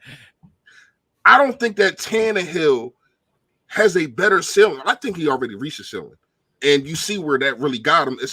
And they added another guy who wasn't number one in the situation. So when you look at it, and you have a Devontae Smith who is not old like Julio Jones is, and you bring him with a Brown, yo, it's no excuses for Hurts right now. So we all got to look at Hurts, and you got to do your job, because now you have two tight ends in J.J. Arcega-Whiteside and Dallas Scott. Don't do that to him already. Yeah, I'm saying he's a tight end now, Mike. You're right. So you have two tight ends. You know what I mean? You have two wide receivers, and you got a guy that can take the freaking top off. You have he really has everything right now when it comes to the catch point positions. You know what I mean? Like, we'll talk about running backs and all that later, whatever the case may be. We don't have a power back right now, but that is what it is. But when you talk about guys that can go catch the ball, you have everything that you need. Go ball. Facts. Real quick, Jay Harris said, imagine being a Titan fans wearing an A.J. Brown jersey during the draft and knowing that he's gone. He's gone. But it's okay. It's okay, Titan fans. He's gone like Treylon Burks. Treylon Burks is okay. Listen, you got what you only wish Treylon Burks can be like A.J. Brown. JB in the building said, we gave up a haul, though. I do like the picks. What do you mean a haul? A haul for Davis? Or we only give a first and a third for A.J. Brown, who's worth he could have probably pulled he should have got traded for 2 firsts. We got a first and a third. Called that a dub. Bo Bruce said wide receiver A.J. Brown gets a 4-year extension for $100 million, 57 guarantee. Is that factual? Are we already talking numbers, or are you guessing? Damn, that's a lot. Are we talking numbers, or are you guessing? Going rate. Yeah, that's the going rate. Listen, it's not my money. Factual. I'm not used to Eagles wide receivers getting paid like that. So that's a lot. But you also said this is the best wide receiver we traded for since T.O. So I'm not saying on Payne. Pay him. Right. Are you kidding me? Yeah, Payne. I'm not saying I'm just not used to our wide receivers getting paid. Yes, I can say our wide receiver because he is our wide receiver. I'm not used to our wide receivers getting paid like this. Let's get Mike Gates. I can't hold myself. I'm sorry if I kind of babbled on a little bit, but I can't hold myself, man. This is all good. Crazy. Aaron Cabbage with the $5 super chat. He says, some days it's hard to be a Philly fan, but not today. Today is great. Let's get these real quick because I know Gate got to get some stuff out of here. Mental Cash said, there's flowers everywhere. If I was on OBS, I'd be smacking this song all day. Jersey Boy said, wow, A.J. Brown, A++++, first round pick for Howie Roseman. David said, I think my 150 slabs of Hurts cards are now a lock. Hey, keep them tucked close and get an A.J. Brown card if you want to, because he about to make things happen in Eagles green. Fix said, I love Hurts and I'm rooting for him, but rooting for him to be our guy, but this benefits any Eagles quarterback, whether it's Hurts or a future draft pick. You're right. This is a big body guy. Listen, and I think Don Vaughn said it earlier. Let's be real here, Mike. A.J. Brown ain't come here to play with no rookie. No, not this year. No. He came here for Hurts, and this is why, listen, it's Hurts season for sure. A.J. Brown probably has in his contract that Hurts got to play all 17 games. It is what it is. They best of friends. Back in the day. But here's the thing. I think we can start talking about this now because somebody said it. I think it was Don Vaughn. Eagles, best wide receivers in the East. I think, why not? Devontae Smith, A.J. Brown, Quez. Remember, Quez was a third last year, and he got 647 yards. He was a second last year. Well, no, production wise, but not snap wise. We still put Rager in the game more. So snap wise, he got treated like a third wide receiver. He just was more productive. Yeah. So now you got a 647 yard third wide receiver. You got maybe 2 possible first K wide receivers. Oh my gosh. Yeah, no, I mean, there's a couple things here, guys. I mean, $25 million is the going rate right now for these wide receivers. And the big talk is that Howie didn't want to pay that kind of money. Well, caveat, he didn't want to pay that kind of money for the type of guys that were out there. You know, he was willing to pay it for A.J. Brown. Mike, I think you put some interesting things out there, which is the fact that you got A.J. Brown, you got Devontae Smith, you got Quez Watkins, and you got Zach Pascal. I mean, you completely reworked everything. And then the last thing I'll bring into play here is we only have like 5 picks remaining or so, guys, something like that. What about Andre Dillard, Gardner Minshew, and all these other assets we have? Isaac Seumalo. Do we start seeing how we continue the trades to acquire more and more picks? And Jalen Rager, don't forget about him, because you have no need for him at all when you acquire. I mean, you really had no need for him, period. But you really have no need for Rager right now at all. Yeah. And now you might not, you're definitely not getting the first round pick on that. But these are things that you can use to move up in the second round, or do something, do something crazy, man. Who knows? But like you said, you got your Dillards, who you don't use, and you can probably get a lineman, another tackle, another guard in the draft. You know what I mean? That's probably just as good. He got an option. Doing this right here, and this is another thing that we got to talk about. Getting AJ Brown solidifies that you don't need a wide receiver in the draft, and you have a lot of other picks, so you can address all these holes that we've been talking about before the draft. Yeah, there's still free agents out there to mix and match and get fillers, band-aids for a year until other drafts that we have. Yeah, but I'm just talking about in the draft right now, Mike. Oh yeah. You still got 6 other rounds. 6 other rounds. Yeah. So, but we gave up a third, a fourth, a fifth, and a fifth. So that's 4 picks we gave up so far. All this year? That was all this year? All this year. So our 10 picks went to 6 picks. But guess what? The Green Wingman is right. $10 donation. He said, we went from wideout purgatory to wideout stability. # fly Eagles fly. And Jose B said, is Howie forgiven for Rager? He's forgiven, not forgotten, but is forgiven. AJ Brown comes out and gets 1,000 yards receiving. He's forgiven. He's forgiven until I see Justin Jefferson go off again. Like every time I see Justin, don't watch Vikings games then. I'm sorry. I'm sorry, Mike. You know how I am. You know I get in the fantasy leagues and all that kind of stuff, so I gotta watch you. Yeah, you're right. But yeah, I mean, he's forgetting, but like you said, it's definitely not forgotten. But my thing is, you make mistakes, but what are you going to do after that? Fresh fact of the day, y'all. You make mistakes, but are you going to clean them up, or are you going to keep making them? Or are you going to clean them up? And today, how we cleaned it up. Get him a mop, get him a broom. Oh, sorry, I'm looking to see if any quarterbacks. Getting the same broom that the Sixers should have swept Toronto with, even though they won today. Shout out to that. But get him the same broom, give him everything, because he cleaned this mess up, man. And I have no complaints on Howie Roseman today at all. Go ahead, Charles. You forgive Gate? I mean, look, I think he played it smart, which is, I've been sketchy at picking these wide receivers in the draft. So I'm going to take the sketchiness out of this, and I'm just going to go get a dude that has proven it in the NFL. And, I'm going to add it to this roster, and my quarterback is making this possible because he's got a personal relationship with the player, Yeah. Yeah, I mean, it doesn't hurt that they're besties. Baz, talking about listen, you're right though, and it's crazy though. We all did somewhat of a video on it. The IG message, you'll look good in Kelly Green. Why don't you come over here? Everybody said y'all guys just react to anything, right? You just want views. Well, go back and comment on the video now, because it was legit. And sometimes it is rumors, but when you got that type of bond and you got that type of friction that AJ Brown and the Tennessee Titans front office had, when it is what it is. JB said, I'm good with this, whatever,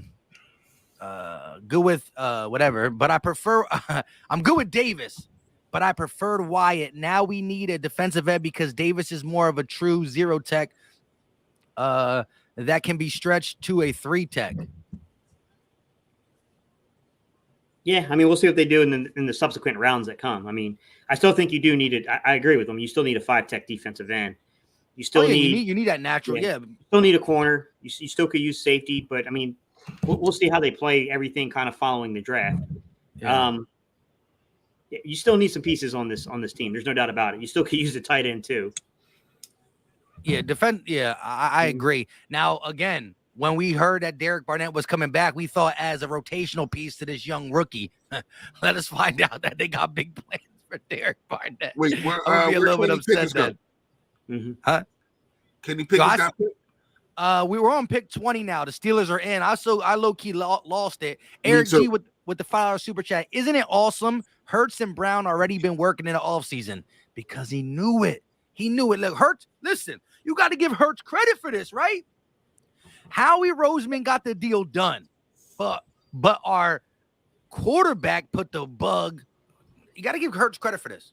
Hurts got A.J. Brown here, simple and plain. Am I right, Gate, or am I wrong? I agree with you, man. Yeah. He had influence.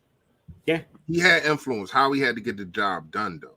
And not only did he get the job done, he got it done for cheap. The low. Yeah, he got it done for cheap. Now, it ain't cheap when you talking about that $100 million and 57 guaranteed.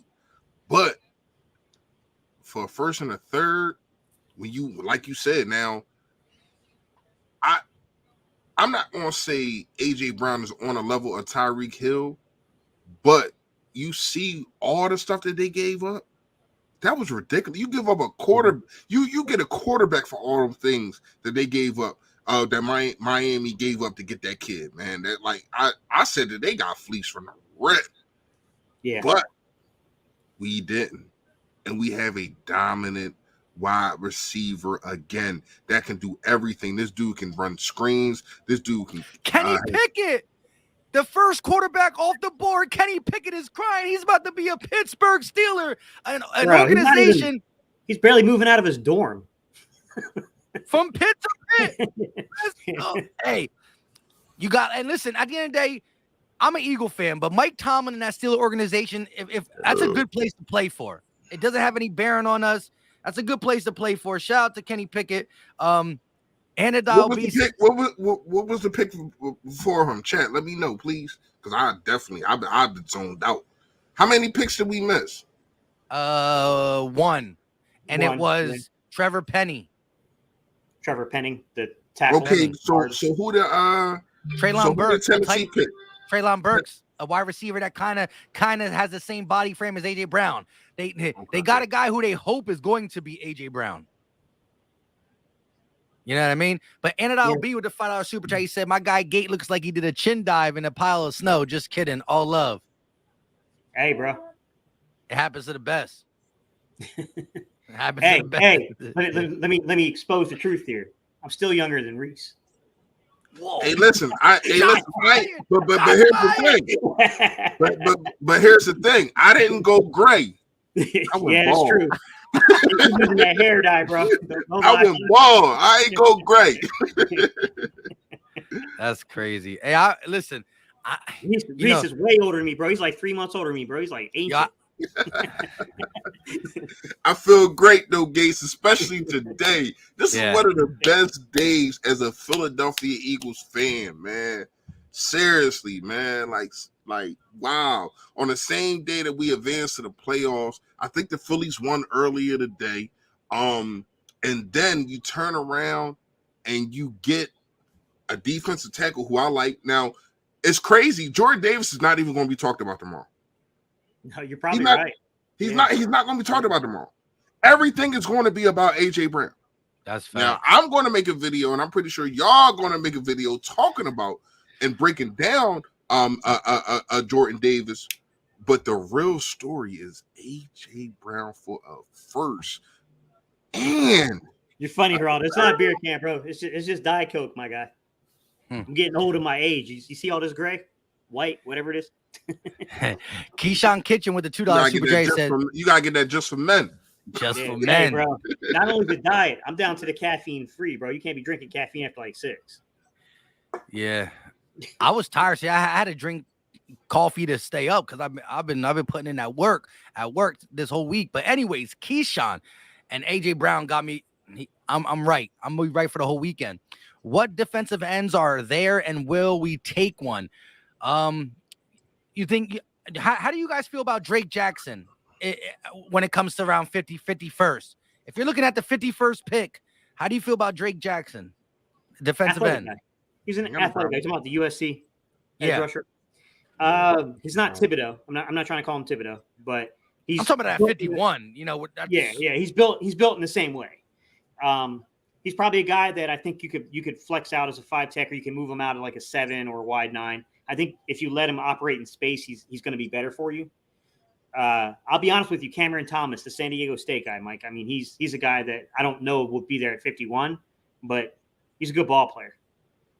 I'll be honest. You know who I would really like to see, Mike, at 51, depending on how the board falls, or I don't know what picks we gave up in the 3rd round, but I would love to add Jalen Armour Davis.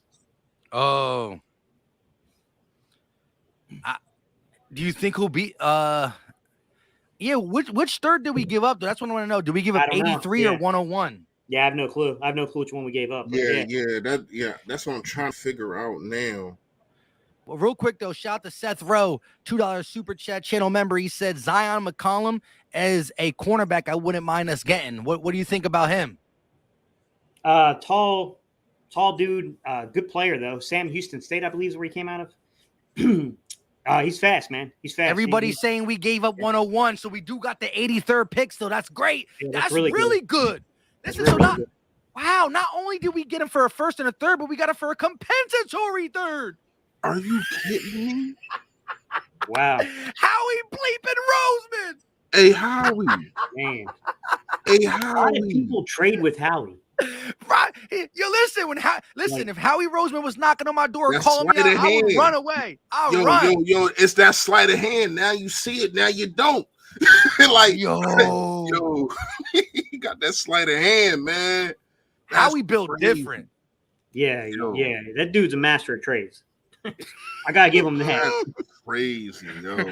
Howie's like this. Don't you dare hang that. And it's crazy because, like, when I was talking, when we was all talking to Philly 500, and I was telling him like Howie don't do stuff like Howie. He like, well, I just want to be in. He's not entertained giving up the house and the farm for a freaking a wide receiver.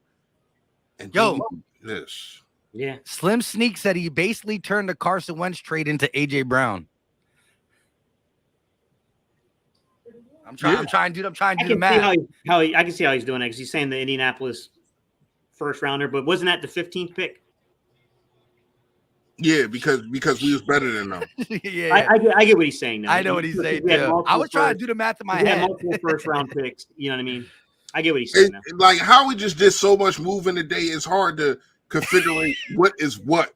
But all I know is we have AJ Brown.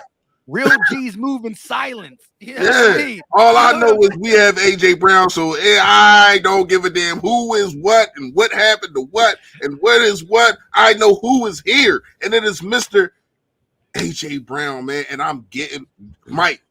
I don't do jerseys, right? I'm getting that Brown jersey. Ooh. He already signed. Yeah, sign me up. Hey, Mike, when you get yours, get me one too. That's all I'm gonna say. I gotta ask this question, y'all. I cash app. I'm an extra large. I got you. Ojabo. if Ojabo makes it to the 2nd round, yes, tomorrow, yes, then probably trade up and get him. To what? To what though? Whatever it takes to get him, Mike. But where do you think? Like in the 40s, from 51 I would probably think that you'd have to get up, in that area. Trent McDuffie I with think Kansas you City. could probably get him between 42 and 45 because of the severity of That's the injury. a good pick. Yeah, I would do it though, Gage. If We're talking about 10 spots. Just went to Kansas City. That's a good pick for them. Mm-hmm. Like you got a point there, Reese. all the way down to 21. You got a point. Yeah. We say Gates. I said no. You got a good point, Reese. He's got to get past Kansas City in that 1st round. But no. I'm saying Trent McDuffie just went to Kansas City. Oh, did he really? That's a good pick for them. Why is this? I'm sorry, guys. I'm like way behind y'all. Seriously? Oh. Yeah. Yo, listen What's though. up, bro? Yeah, I would do that though, Gate. I would move up depending on. I mean, listen, we've been giving up picks. Listen, we still got some holes we got to fix. So I don't know what we would have to give up to move up there, but that's not that big. But I think Ojabo's good because I think, again, if you look at the pass rusher, could we use bodies? Yes. But getting Brandon Graham back, I think if you look at only 2022, we're not that bad via pass rushers. For the future, yeah. And Ojabo will be for the future. It wouldn't be for 2022. So I think you can have the Band-Aid of Sweat and Barnett. Sweat and Graham with Barnett rotating in with Milton Williams and other guys, and then go ahead and fix it fully when Ojabo's healthy for 2023. So, Gate, I would do that if we could move up a little bit because Ojabo should fall. Michael Felder, though, dropping a $10 super chat. He said, I ain't got to say nothing wrong to Howie because he the man. He the man, 50 grand. JB said Howie got spies everywhere. Listen, Howie Roseman is a boss for sure. Let me ask y'all a question. How do you think that was in the works ever since that tweet from Jalen Hurts? Because it's like it just came out of nowhere. Like nobody was talking about it. You know what I mean? It's just like, boom. You like what? Like I was like, what? Come on. When you first said it, I'm like, man, stop playing with it. Yeah, when Gates said it, though, I was like, what? Gate gave me. I felt like you know how you go down a roller coaster. You know what I mean? I was just like, what? Because when Gate don't be checking Twitter like that so much, and I wasn't looking at the chat, so the chat must have gave a little hint to Gate. Gate went over there. He said it. As soon as I go on Twitter, I see Ian Rappaport, Eagles, boom. Then Fresh is over here saying the Eagles ain't on the board. I'm looking at my TV. My TV still said Eagles, so I'm like, what's going on? And then it flipped. Yeah. Just to answer a couple of questions, Kristen, real fast. You're right. Definitely got to look at some cornerbacks to bring in because we still at trouble there. Not gonna lie to you. We still have to address that and a safety position if the Honey Badger doesn't come here. But you got to put a body there. Kayvon Wallace, Epps, and McPherson, all them dudes is not getting it in the secondary. You got to find some of these kids in the draft, and you got to do that, man. So go ahead. My bad. Yeah. No, you kind of were going right where I was going to go, but also people were asking about Hassan Riddick. Hassan Riddick's an on-the-ball Sam that'll probably play a little defensive end on third down, but I don't think he's going to preclude you from taking an edge rusher, guys. Now, I can understand your point to say that maybe they won't trade up and maybe they wouldn't use picks because of that. I kind of get what you're saying, guys, but nonetheless, like that, you're going to still keep trying to build that defensive line. I agree with Kristen, though. I do think that CB number 2 is a big need right now. The only thing is, and you guys remember, Mike, I started off and I said, because of the system we run, I wasn't completely sold the Eagles were going cornerback in the first round. Yeah. But look at this. Quay Walker just went before Dean and Lloyd. Yeah, that's crazy. Yeah. He the first linebacker off the board, right? Off the board, Quay Walker. That's the crazy. Green Bay Packers. But you got to understand, Walker is kind of a Clay Matthews type. Yeah. So they're familiar with that kind of guy. So I ain't got no problem with that pick, but I probably would have picked Dean before him, but I ain't got no problem with that pick. Bro, do you know? Jalen said the only issue with today is our mid draft is lacking. Again, if you look at it, it's 101. We gave up a late third round, a fourth round, and 2 fifths. So we did give up 4 picks. I think we spent more heavier on the Jordan Davis move up because when you look at wide receivers, AJ Brown to me is right a top 10 wide receiver, only going for a first and a late compensatory third. I mean, I agree. Day 2 is going to be, it's not going to be the same. We're not going to have the fillers. But listen, a lot of people said that's the price to pay, though, Mike. That's the price to pay. But I would have been more calm about it if it was the price to pay to get Brown. But it kind of balanced out. I felt as though What you call got over on us moving up, but then we got over on the Titans. So it kind of balances out. If you get what I'm saying, if y'all get what I'm saying, like we didn't get fleeced, but we gave up too much to move up 2 spots. But then you turn around and you fleece somebody, and it's like, wow. Unless they know something that we don't know. Hopefully that ain't the case. You know what I mean? But hey, man, like it balances out to me. And right now, I'm giving. I gotta give Howie an A+ in this draft right now. I don't know what your grade is, but right now I'm giving. He went from a B-, and then 30 seconds went to an A+ to me, man. And you know what's crazy? If and when Debo gets traded, shout out to James Anderson. When Debo goes, if Terry McLaurin goes, if DK Metcalf ultimately goes, nobody's going for less than what AJ Brown went for. Simple, plain. There's not a GM in the league that can finagle that. Now, maybe Tennessee really believes that Treylon Burks is the next AJ Brown because they do got similar body types. You look at the 6'3", 215, 220 build. Treylon Burks out of Arkansas, he ran a slower 40, but his tape looks faster. He gets by guys. Can you put it in the other drawer? I'm tired. Yeah, we can put it. I only did it for the whole. I know why you did it. All right, I'm back. Because the super chats were coming when it was AJ Brown time. You know what? It's crazy. I still can't believe it. Go ahead and take over for a little bit. I need to. I gotta see some stuff.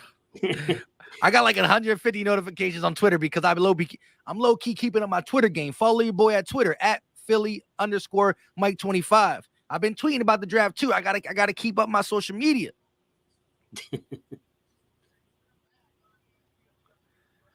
So Gate. Slim Sneak Peeks wants to know how much cap do we have left. It's hard to say at this exact moment, guys. Just because you see the raw numbers on a contract that says like 4 years, $100 million, how they structure the contract is very important. Exactly. Because Devontae Adams guaranteed. Go ahead, Mike. No, I was gonna say I wanted to just co-sign if I was right or I missed.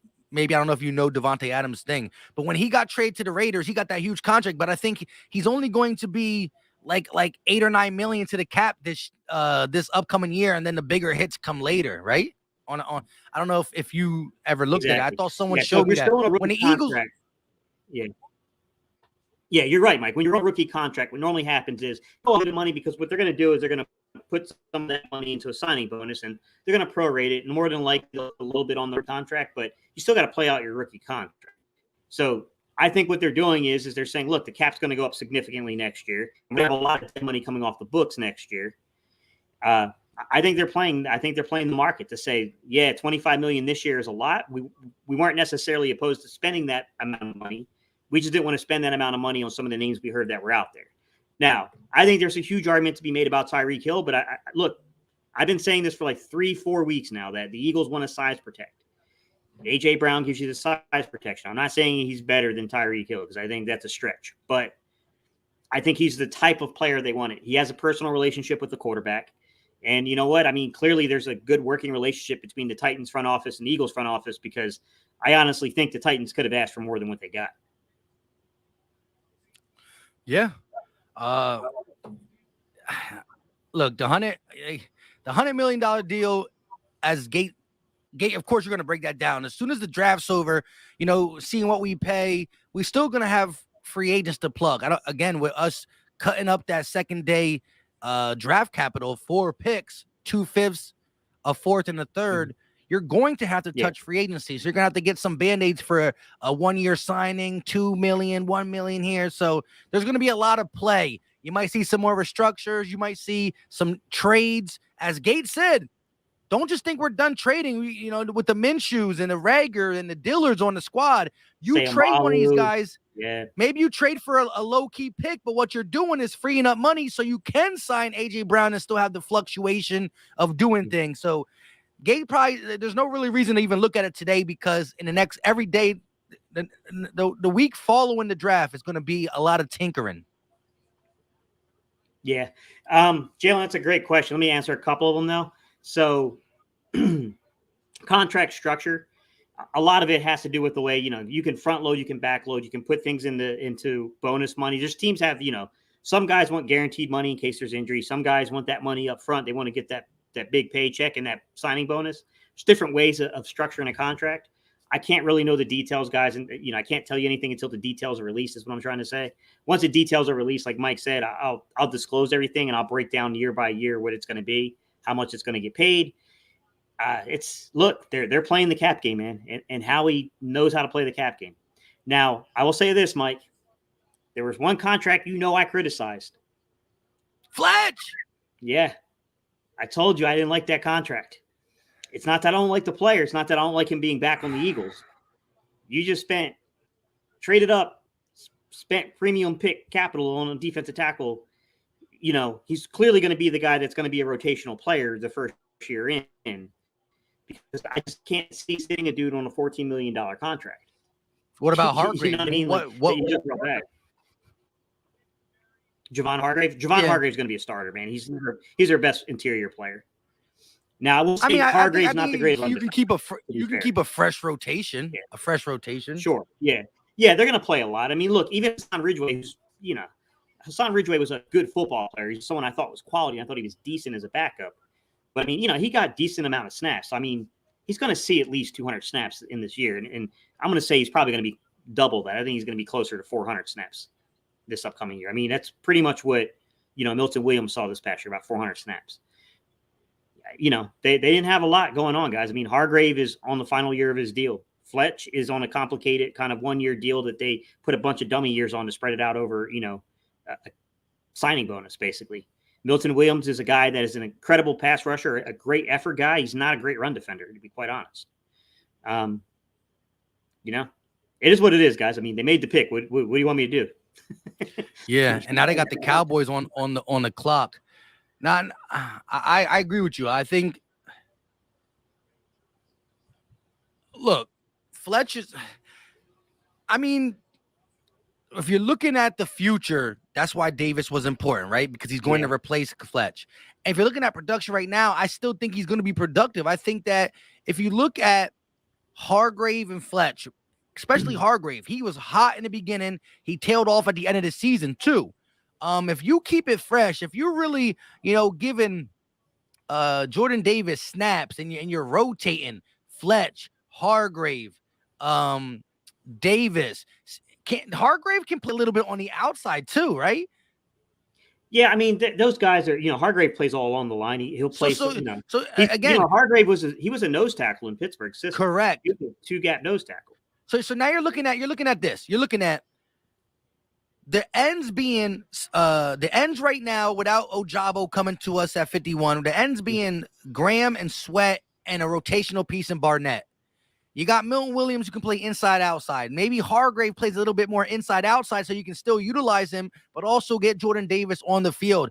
The Eagles can have scenarios where Jordan Davis still plays, 70, 65% of the snaps. You're saying, how can Davis, Fletch, and Hargrave play north of 65, 70 snaps? Is because they rotate. BG coming off injury plays 40 to 30. Barnett plays 30 to 40. Sweat plays 80. You can just mix and match so many things. Milton Williams mix in there. So I think that people who think that Davis won't play, you don't move up. You don't invest this much and move up and take him first pick if you're not going to find a way. They talked to Jonathan Gannon. They said, can you get this guy on the field? He said, yeah. Yeah. So, I mean, I look at it in a few different ways, Mike, that makes some sense. Reddick too. Yeah. Let's look at the picks that remain too. We have 51. We have 83. We did trade away the 4th. So we still have a 5th round pick, I believe. So, I mean, we have some picks left. But here's my question, Mike. You got Andre Dillard. You don't have a 4th round pick. Here's my apprehension, though. I'm trading you a starting left tackle for a 4th round pick, man. I'm so hesitant on that. Like, that's got to be upper 4th round, in my opinion. And I honestly really think the guy's worth a 3rd round pick, man. We're talking about a plug and play left tackle. Like, I still think Howie's got some wheeling and dealing left in him. Listen, don't discredit what you. I honestly think 3rd round pick is very, very reasonable. You're talking about a guy who went in the 1st round, a guy who showed talent in spurts, a guy who had confident issues on the right side. But if you're going to go down all 32 NFL teams, you can't give me 32 better starting left tackles. He's probably at 27, 28, but there are left tackles who are playing for teams right now that are not better than Andre Dillard. Maybe only 3, maybe only 4, but he's a starting caliber left tackle, and that's easily a low end third round. I mean, but another thing on that, Mike, even even if you're not going to put him at tackle, he can definitely play guard. He got the body built to play a guard on the left side. That's what I'm saying. So when you look at us and Cowboys picking real quick just to see what the ops. I hate them. Hopefully, all right, but you know how I feel about our offensive line coach. So when you look at us, we're upper echelons to a lot of teams. A lot of teams definitely can use Andre Dillard. And Tyler Smith, offensive tackle out of Toulouse. Project, man. But I'm telling you what, pancake artist, Mike. I hate to say it for Dallas, but that's a pancake artist, man. That dude's tough. He's a project, though. He's definitely a project. I didn't even know about the dude, to be honest. Oh man, that dude, he's physical, man. Yeah, I think he led the league in pancakes. Actually, he's pretty crazy. He's pretty crazy. I like waffles, but that's like I said, man. You're in this position now to where you're trying to play between a guy that can potentially play someday. Someday being this year at some point, and having that crazy ceiling if you're picking this far. But they already lost their left tackle, right? Tyron Smith is gone, right? No, he's coming back one more year. Yeah, I thought he was coming back. They lost their right tackle. I thought he was done. No, they cut their right tackle. What's his name? Lyle Collins, or whatever. Oh, I swore Tyron Smith was gone. My bad. Hey, JB said with a $5 super chat, appreciate. He said just watch Davis's interview, and he's excited to learn behind the big dogs. He'll compliment Williams in the pass game. We need a defensive end, linebacker, and or safety.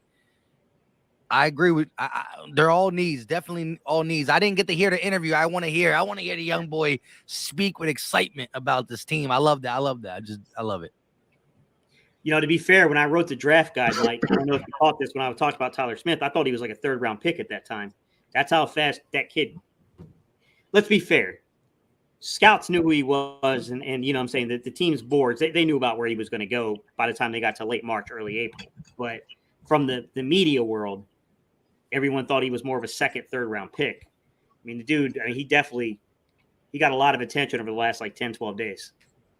Look, I'm gonna jump off real quick. Y'all just hold down the ship for a little bit. If check the chat and stuff. I don't know if you guys can click on it or not, but I'll be back in a second. We can't do none of that, but we got you.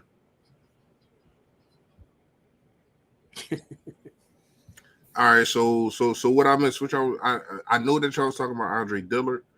So I was talking about right now the Eagles don't sit with a 4th round pick. We got the 2nd round pick, 51. We got 83 in the 3rd.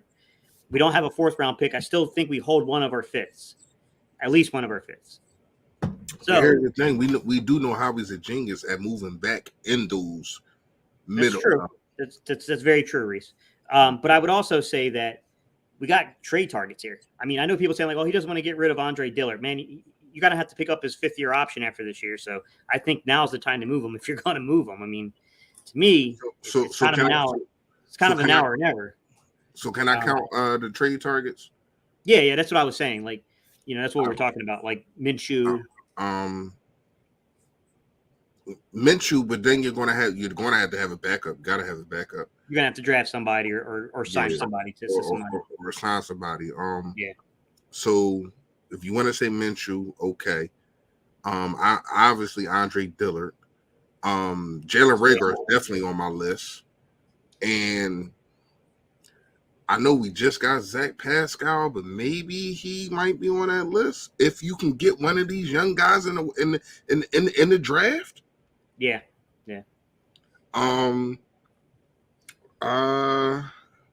That might be it that I'm looking at right now. I don't know if anybody else, comment in the chat. Let me know who else could be trade bait. But yeah, those three guys should be enough to get something. Yeah, I'm not too sure what the value is of Jalen Reagor. That one's really hard to predict. You know, I think Howie has a limit to what he will. You know what I'm saying? Like, I don't know that he would take like a late day 3 for Reagor. I'm not saying that at this point when you're looking at a guy being at best a 5th on your team. Right. You know, you got to be realistic. I definitely get it. I don't know where he's at with that. The other one I'll bring up is like, what do you think about Isaac Seumalo? Because I can see him being a future center one day. I can see him playing right guard. I can see him, and I can that's see him the going only back to left problem. guard eventually. You know, And that's the only problem because in this draft, I don't see any centers in this draft that I would draft to take Jason Kelsey's position. Because when you look at it, we know he came. Everything is a 1 year thing, and we holding our breath, hoping that Jason Kelsey comes back. But let me ask you this: we know Landon Dickerson has played that position before, and that's really, I mean, Alex Salomao. It just seems like every time he comes in, it's bad snaps, and I don't like it. I don't like it. Yeah, Rob. So did you see what Rob 350 said? Because I don't think this is an unpopular take, Rob 350. I think it's reasonable to say that Miles Sanders, if there's value, I don't think it's an unreasonable take at all, to be honest with you. I mean, I think the issue is you're creating more holes. You're creating more holes on the football team, but you know what I mean? Like if you know that you're not going to get that contract, if you're just too far apart, I mean, I don't think it's unreasonable. I think that you got to draft a running back in this draft anyway. Like our running back room it's just really Miles Sanders and Kenneth Gainwell and Boston Scott too. They signed Boston Scott back, right? Yeah. And when you look at it, those are all small guys. You have no power running back. I don't know what happened with Jordan Howard. I don't know if he went to another team, but you have no power guy. You know what I mean? So you definitely have to find somebody in this draft. And I don't think a running back has been even taken yet. I don't think a running back's going to be taken day 1, period. Yeah. So it's going to be a lot of running backs out there. Allie, I like that suggestion. I like Dameon Pierce a lot from Florida. Sneaky good pick, man. That's a very sneaky good pick, Allie. It really is. I know a lot of you guys are probably like, yeah, we trade away. if we trade away Miles Sanders, like I'm expecting more of like Kenneth Walker. I get it, guys, but I'm just, just looking at the value of the pick you're going to get. And by the way, we're purely speculating. I've absolutely read nothing that indicates the Eagles want to trade Miles Sanders. I'm just speculation. It's pure speculation right now. Can you think of anybody else? I saw a few people say that they could trade one of these defensive tackles. I don't know they're going to do that. Yeah. You're too thin there. You're too thin to win there. Yeah. But if you get a tight end in this draft, I still would try to trade J.J. I think a wayside. Yeah. I don't know. I don't know what you're going to get for him, but he is trade bait for me. Yeah. I mean, that's very true. You got a point, Fresh. You really do. So yeah, I don't know, but see, that's the thing is like when I look at a guy like JJ, I would love to move him for something just because I don't think he has a fighting shot at tight end. Really, I don't. I think it's kind of like a last ditch effort. Like, you know what I mean? Like, hey man, like you're not gonna make it at receiver, so we're gonna give you this last ditch effort here to try to make the team this way. I don't know what value would have, man. I really wish that they would have thought of this a year or so ago. Remember we were all talking about like, let's just try to swap for guys that seem like they're potential bust on other teams. So that way you take the pressure of the pick away.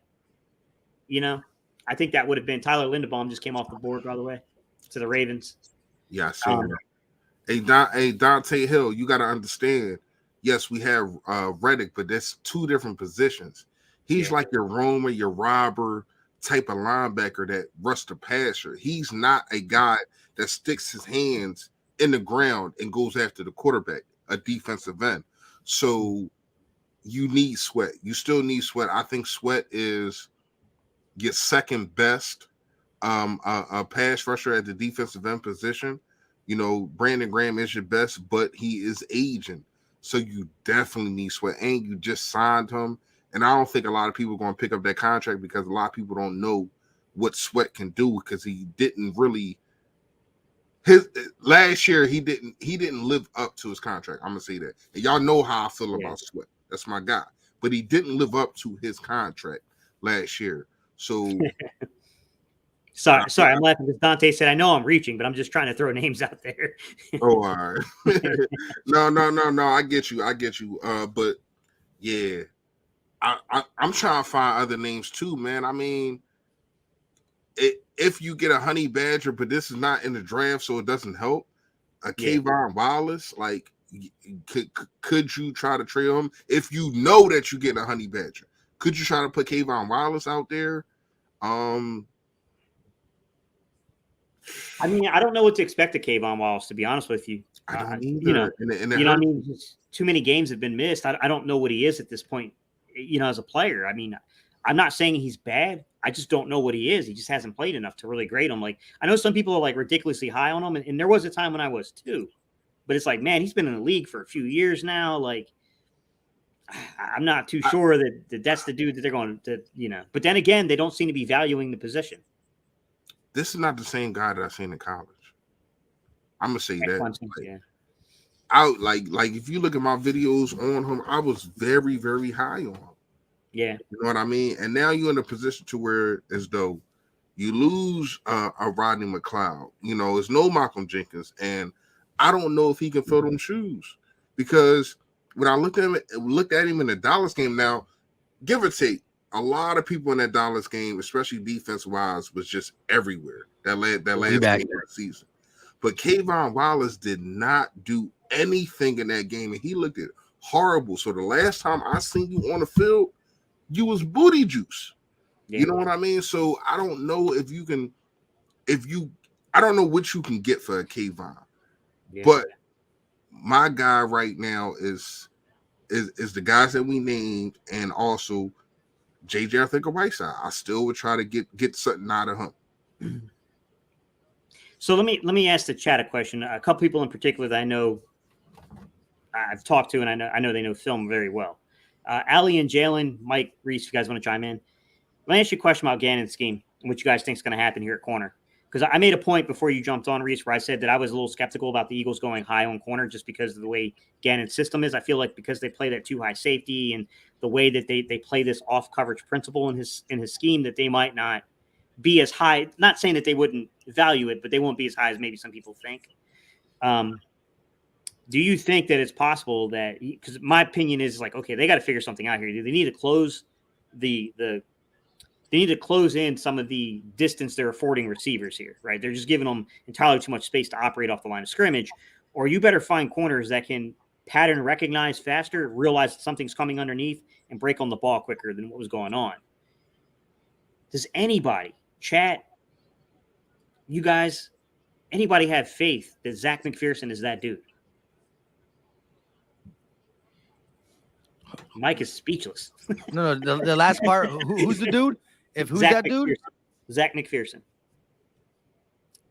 I mean, he's a Pac-12 guy, right? That's where he came from. No, he was Big 12. Big 12. Big 12. All right. Look, he hasn't shown me anything. They were high on him, like you said, or in preseason, but the little bit of snaps that he got, I mean, I didn't see any confidence building. They played really soft when he was in the game. They just let everything funnel in front. We saw that in the preseason and everything. So there's nothing that I seen that says, hold on, let me get that, right? Like there's nothing. Now that's not saying he wasn't given that many opportunities, but the little bit, I'm not raving over that at all. And that's why I think corner, we talked about it. Prior to getting A.J. Brown, I said that the people who are not really good wide receivers on this team are still better than the people who are not really good corners on this team. We're still more desperate there. Yeah. Let me say this. Ooh, Jermaine Johnson finally got picked by the Jets at 26. I didn't see that, guys. That's crazy. What if Reese, Lloyd Reese, weren't you the one that said that you didn't think he would be a top half of the first round guy? Yeah. I like the kid. I like the kid, but This might be a steal for the Jets because this is their second pick, right? This is Jets' second pick. Yeah. Third. This is our third in the first round. Third. Yeah. This Man, is they are third loading up. pick? They Yeah. had 3 picks in the first round. Did they trade? They may have traded. They No, only they had took- 2 Hey, picks. chat, did they trade? Yeah, Jets made a trade, Ishine said. Okay, I'm about to say they only picked twice unless I missed it, but that's a steal for them. That's a steal for them. I'm not gonna lie to you. I mean, hey, but back what I was about to say about McPherson.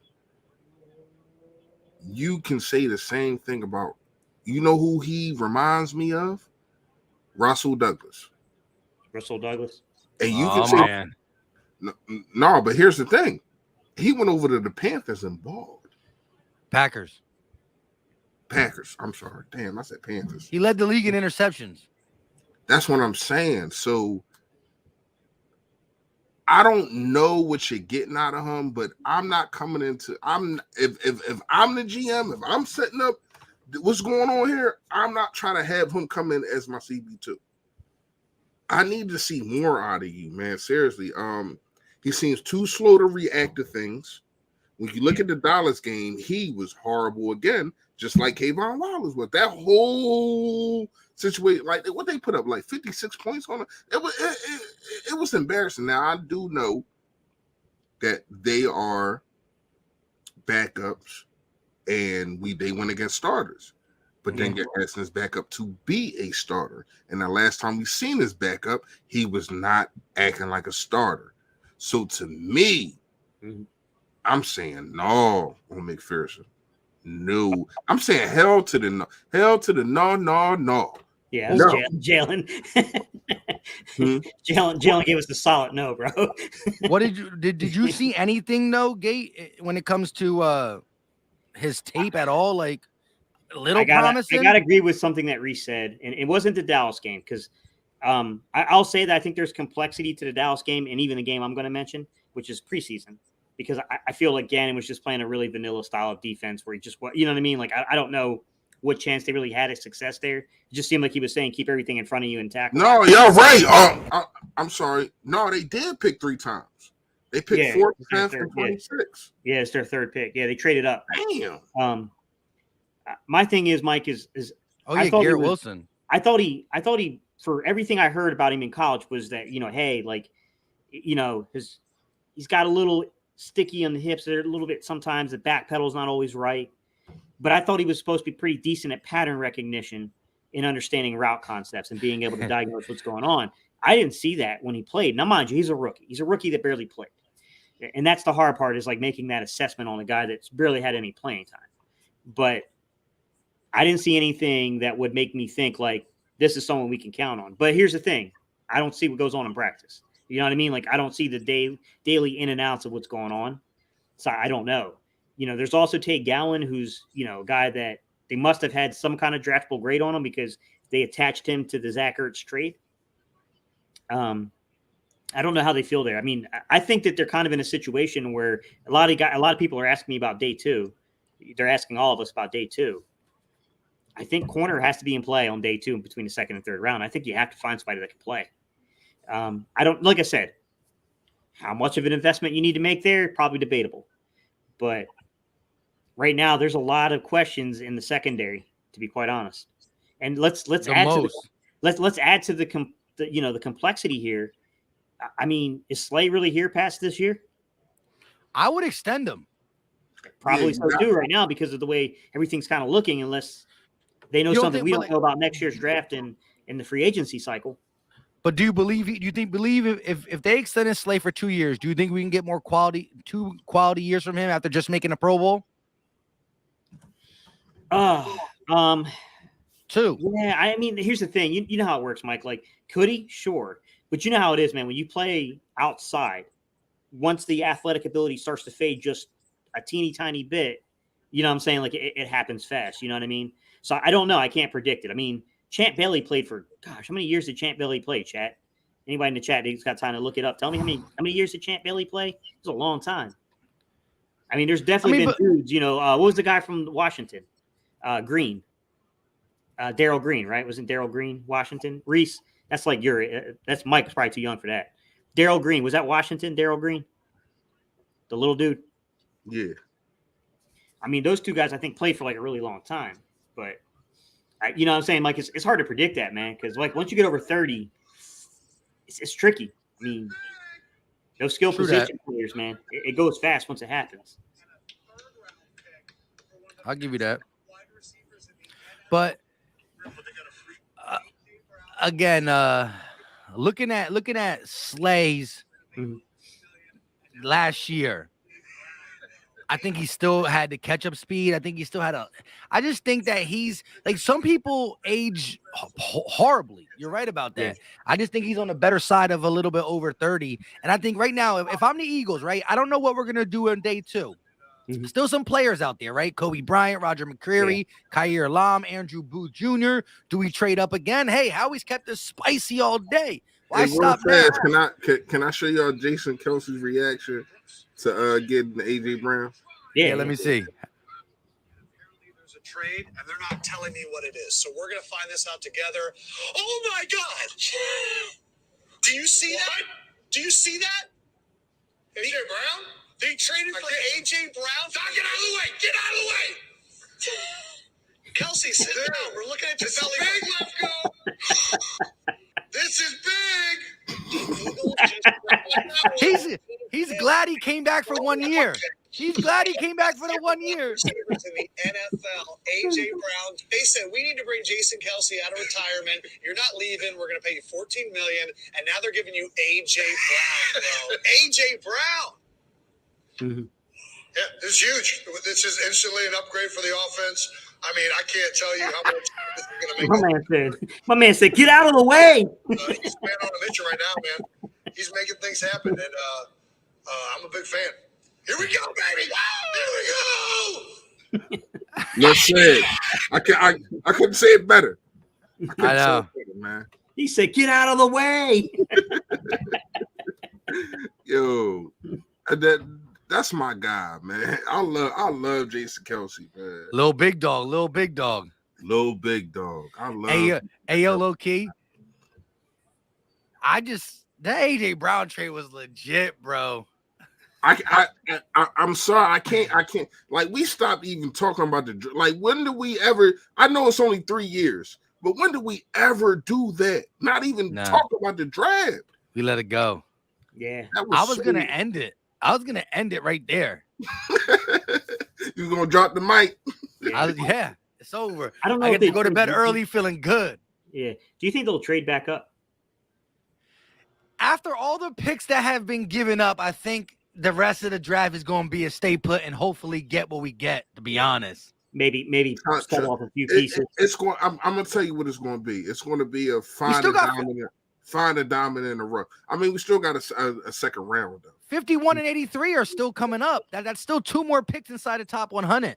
Yeah, so that's good. But after that, because if we don't trade these guys that we was talking about, then once we get to the 5th and the 6th, and it's going to be a try to find a diamond in the rough. But we do know that how we can do it. I mean, when you look at Jordan Mailata, when you look at Quez Watkins, who was in the 4th round, Devin Lloyd's gone to go play with Doug.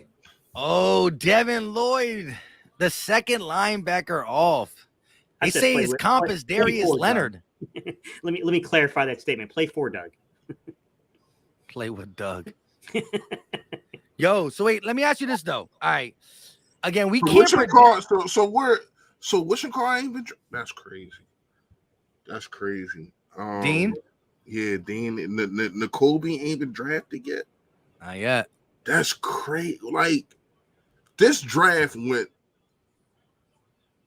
Jermaine Johnson was supposed to be a top 10 pick. He got picked at 26. Dean, they said he might right around us. He's not picked yet. Devin Lloyd, the second linebacker off. What else? The corners going as early as possible. Oh my goodness. Yeah, this is crazy, Mike. This is a crazy draft. So if you had to pick the craziest thing that has happened so far, it's still AJ Brown to the Eagles for a third. I think so. We were still in shock over them trading forward to jump the Ravens You know what I'm saying? To get Jordan Davis. Wait. Where was the Titans? Where was the Titans pick at? Where was the Titans pick at? 20 something, because they went to what? No, the Ravens were picking 14. We were picking 15. No. I'm talking about the Titans because that's who we traded with. Yeah, I think you're right. Reese. I think it was 20 something. Yeah, so they did jump up. They did jump up a lot. Yeah, absolutely. Yeah, they did because they jumped up. They jumped up a lot. Yeah, and they got a chance to offer. They got a chance to get multiple picks. You know what I mean? Yeah, but look. Let's just say this real quick, right? So before, and I want everybody in the chat to answer this too. Listen, so coming into the draft, you knew we had pick 15 and pick 18, and we talked before Fresh got in here. We listened to what people in the chat to say. We were like, "Yo, do you think the Eagles could trade up? Do you think the Eagles can trade back? Could we trade some players?" Like there was a lot of stuff. If you told me that 15 and 18. One was going to be traded up, I might have believed that. But then if you told me the other one was going to be traded for a player, like I heard, listen, I was listening to 97 Fighter Fanatic, and Adam Schefter was on a John K show this week, and he said, do you think anybody from Debo, A.J. Brown, Terry McLaurin, or DK Metcalf, did any of these guys go draft night? And Adam Schefter said, from what I'm hearing, I would be totally shocked. Like, and of course he never wants to give any nuggets out, but like he always watches his words, and he kind of tried to reassure. He pretty much told the Fanatic staff, knock it off. It's not happening. You're not getting Debo. You're not getting. And he first said no Debo because it was really about Debo. He said AJ Brown has been. He pretty much said AJ Brown and Tennessee made up. They're good. They're golden. Mike, I made a video a week ago saying that. I said no DK Metcalf, no AJ Brown, no Debo Samuel. I said, what's the dude from Carolina? Not Curtis Samuel. He got traded to Washington. Or he Anderson. I can't remember his name, but yeah, I was like, God, they're not. I'm like, I don't think any of these dudes. I think they're going to work it out with their teams, bro. Howie, man, they're like, yeah. Sometimes, bro, you just got to be careful with Howie, man. When you start hearing some of these rumors, you got to really look at Howie closely because he was clearly waiting. He was clearly in the wait. Hey, yo, I make a lot of thumbnails with him with them goggles on. Like, I don't know if y'all ever seen it. The binoculars. I said goggles, binoculars. He had them Jones on tonight. He was looking. He was lurking. Yeah, I mean, he was like, he definitely was lurking, man. And Nikki's right. Listen, not saying we can't develop one of the, like if we would have got Olave or Jameis Williams, I think they're good because we saw what's his name. Depending on how we develop players, anyways, we saw Devontae Smith come in and do what he needs to do. But knowing we got a guy that is a dog, that I agree. Best wide receiver trade since T.O. We talking about T.O. This is tough. Listen, Jalen Hurts. As much as people hate, listen again. Howie Roseman got it done, but he came for Jalen Hurts and the money and the bag. But Jalen Hurts started the ball, got the ball rolling. I mean, hey Jalen, that's a really interesting question because I don't to be fair, Jalen, I really don't know because I have to look over every player that I think is going to fall in those rounds and see by position group where I think the fall off would occur. Corners, but yeah, I think corners can be a big gap. Could be a big one, but. In saying that, Jalen, I've heard someone say that there's about 20 players in this draft that are top notch. They're the real deal. And then everybody else is just kind of good. And there's a lot of them. There's a lot of kind of good in this draft. And yeah, the number I heard was like there's another 80 some guys after that top 20 that's just pretty good players in this draft. So, I mean, theoretically, 80 guys could easily fall between the second and fourth round. You know what I mean? Like that's easy to spread out that much talent there. So I don't really know, man. It's hard to say. I mean, who would have thought? Like I heard Kenneth Walker, and like I thought Kenneth Walker was clearly I thought he was clearly a second round pick a month ago. Now I'm hearing reports saying that he might not be that. I mean, it's you know what I mean. Like it's hard to say, man. I mean, because he can't catch the football, and I don't even know that that's true. He just wasn't afforded a lot of opportunity to catch the football. His film is pretty good. I like the guy film a lot. I'm gonna just say this: we all thought. Well, I ain't gonna say we. But I thought, and everybody I talked to, I thought Sauce was going to be the first cornerback off the board. Mm-hmm. And it was the guy that I wanted, that I thought that was going to be there at 15. And he wasn't. Once that happened, I said, this draft is about to be crazy. Because it's like now, like, damn, the guy that I thought that was going to, and I'm pretty sure a lot of execs or general managers probably thought that he was going to be there in the later round. He was the first corner off the freaking board. What, he went third? And nobody's seen that. And then, like I said, you still got Nicole, you still got Dean out there. This is the same thing with the Patrick Surtain thing. Remember how we was in the draft saying nobody drafted Patrick Surtain? Like, what the hell is going on? Yeah. It's true. I don't know, man. I don't know. This draft is so unorthodox that I'm just glad that Howie did something out of the draft. To tell you the truth. Yeah. The chat, you guys like Martin Emerson? So you're referring to Scoop Doo? He's good. I mean, long corner, man. He's got like 33-inch arms, man. He's definitely. I called him to me, he looks similar to James Bradbury. That's what. Now Stingley is the real deal, and it's crazy. That's the guy that I wanted. And yeah, Stingley's a good player. His freshman year was crazy, but they were talking about Martin Emerson from Mississippi State. He's like a tall dude, somebody else, like 33-inch arms. He's a huge dude, man. But yeah, I mean, there's a few of them. Zion McCollum, I think he's a good developmental corner. Tyreek Woolen. There's definitely some developmental guys. Devontae Wyatt went Devontae Wyatt to the Packers. Yeah. That was the guy that, like, for the longest time, my mind was like, listen, this is who we're gonna get. Like, I really thought that this was the guy we were gonna get. So they got two pass rushers. They did. Who'd they Quay Walker. They got Quay Walker, the first-time linebacker. Yeah. How did they get that pick?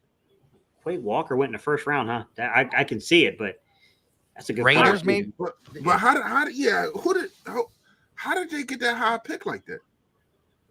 I don't know, but that's a good point, guys, in the chat. They just took two Georgia Bulldogs. They trying to get the Green Bay Bulldogs.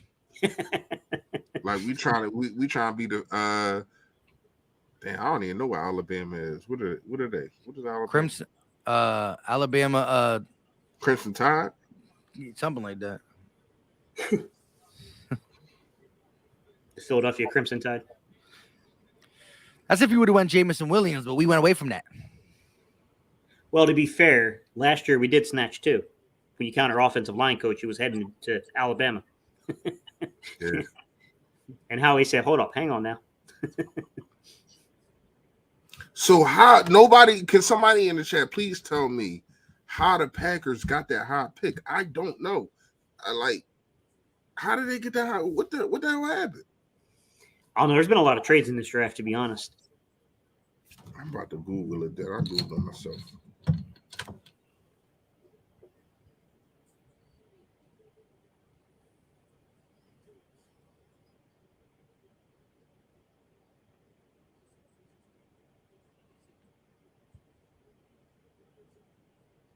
What happened? Our odds to win the NFC East are plus 300 now. It was like plus I think I want to say 1,500. Listen, the East is ours. I'm talking trash the rest of this offseason heavy. We still need that CB2 in the corner though. AJ Brown will play CB2. He'll do both. The chat chimed in, guys. I just let me have my for fun day, right? I'll get back to the nitty gritty at the end. I got you, but we got to be realistic here. The chat chimed in, guys. They got it from the Devontae trade. Devontae Adams. Yeah. Okay. From the Raiders. From the Oakland. Okay. Las Vegas. No, Mike, you didn't have no insurance on that. You was kind of skeptical about it, so I ain't know. I was making sure. Casey didn't correct me. I'm sorry, I didn't hear what you said. He only corrects me. I don't correct you. Honestly, I didn't hear what he said. here's my thing. I still think I still think you can get a formidable corner depending on what goes on and if we move up or not. I mean, I don't see Howie being aggressive as much as we already been too aggressive. With that being said, there are guys out in free agency that if you told me they're going to be CB2 for 1 year, I'm not mad. So I'm only mad if they told me they believe in one of these guys, and I'll only be mad until they show me they're not the guy. If it's a Zach McPherson, a Tate Gowan, a Kerry Vince, a Jr., there is some formidable guy, Kyle Fuller, and there's some other guys too. Like you said it too already, like the Xavier Rhodes, right? Like not Xavier. Is that who it is? True, like man. You're right. He's not going to. He's gonna get you possibly through a season, and that's all you're asking for, because you got more capital next year. Like we got to get corners in here, and I'm still thinking day 2 can be big. 51 and 83. Don't throw them away. Is Xavier Rhodes still out there? One of the Rhodes is out there still. I forgot which one. I think he is. I don't think he's signed anywhere yet. I definitely go get him. Yeah, let me take a look. I think I saw the free agency tracker. Because like you said, Mike, and this is what Howie loves to do, and that's the reason why it's kind of smacked us in the face.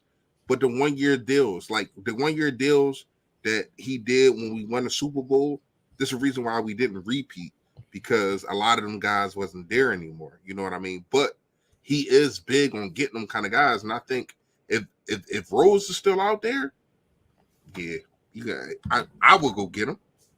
He don't gotta be a number 1. He gotta be a number 2. Yeah. True that. I just don't want what I've been hearing. I don't know if y'all been hearing it, but moving Avonte Maddox back to the CB2. No, I don't want that. That's barbecue chicken all day. He's too small. He needs to play the slot and stay there. Y'all been hearing that? Because I done heard it. Yeah, you're talking about Avonte Maddox being moved outside again. Yeah. Better not. Yeah. Yeah, I don't. Yeah, I mean, that's why mess up someone? In the words of every Philly kid, that's a bad job.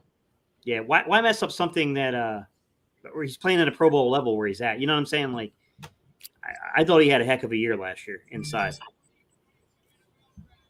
Do New England Patriots select a guard, Cole Strange? So, guard Allie, your question about, I saw that you were talking about McCreary, but I mean, we talked about how did the 29th pick? We talked about McDuffie having less than 30-inch arms. McCreary has 28-inch arms. Like, that doesn't concern you playing on the outside, because dude's got great film. I mean, that dude played against everybody the SEC had to offer, but 28-inch arms, man, doesn't translate too well to the outside normally. Crazy talented, though. I like Booth. What about Booth, though? I love Booth. I would love to have Booth out here as CB number 2. I don't know if we're going to be in position to get him now. So where you think he's going to go? Top of the second? I think, yeah. Now, it's not to say the Eagles can't make a deal and move forward. I mean, it looks like Howie's in a dealing mood. But, it's funny. We're going to have this crazy active first round and watch tomorrow. We're just going to stay put. Hey, Jalen, who they traded with? Because it seemed like you're the only one that was listening to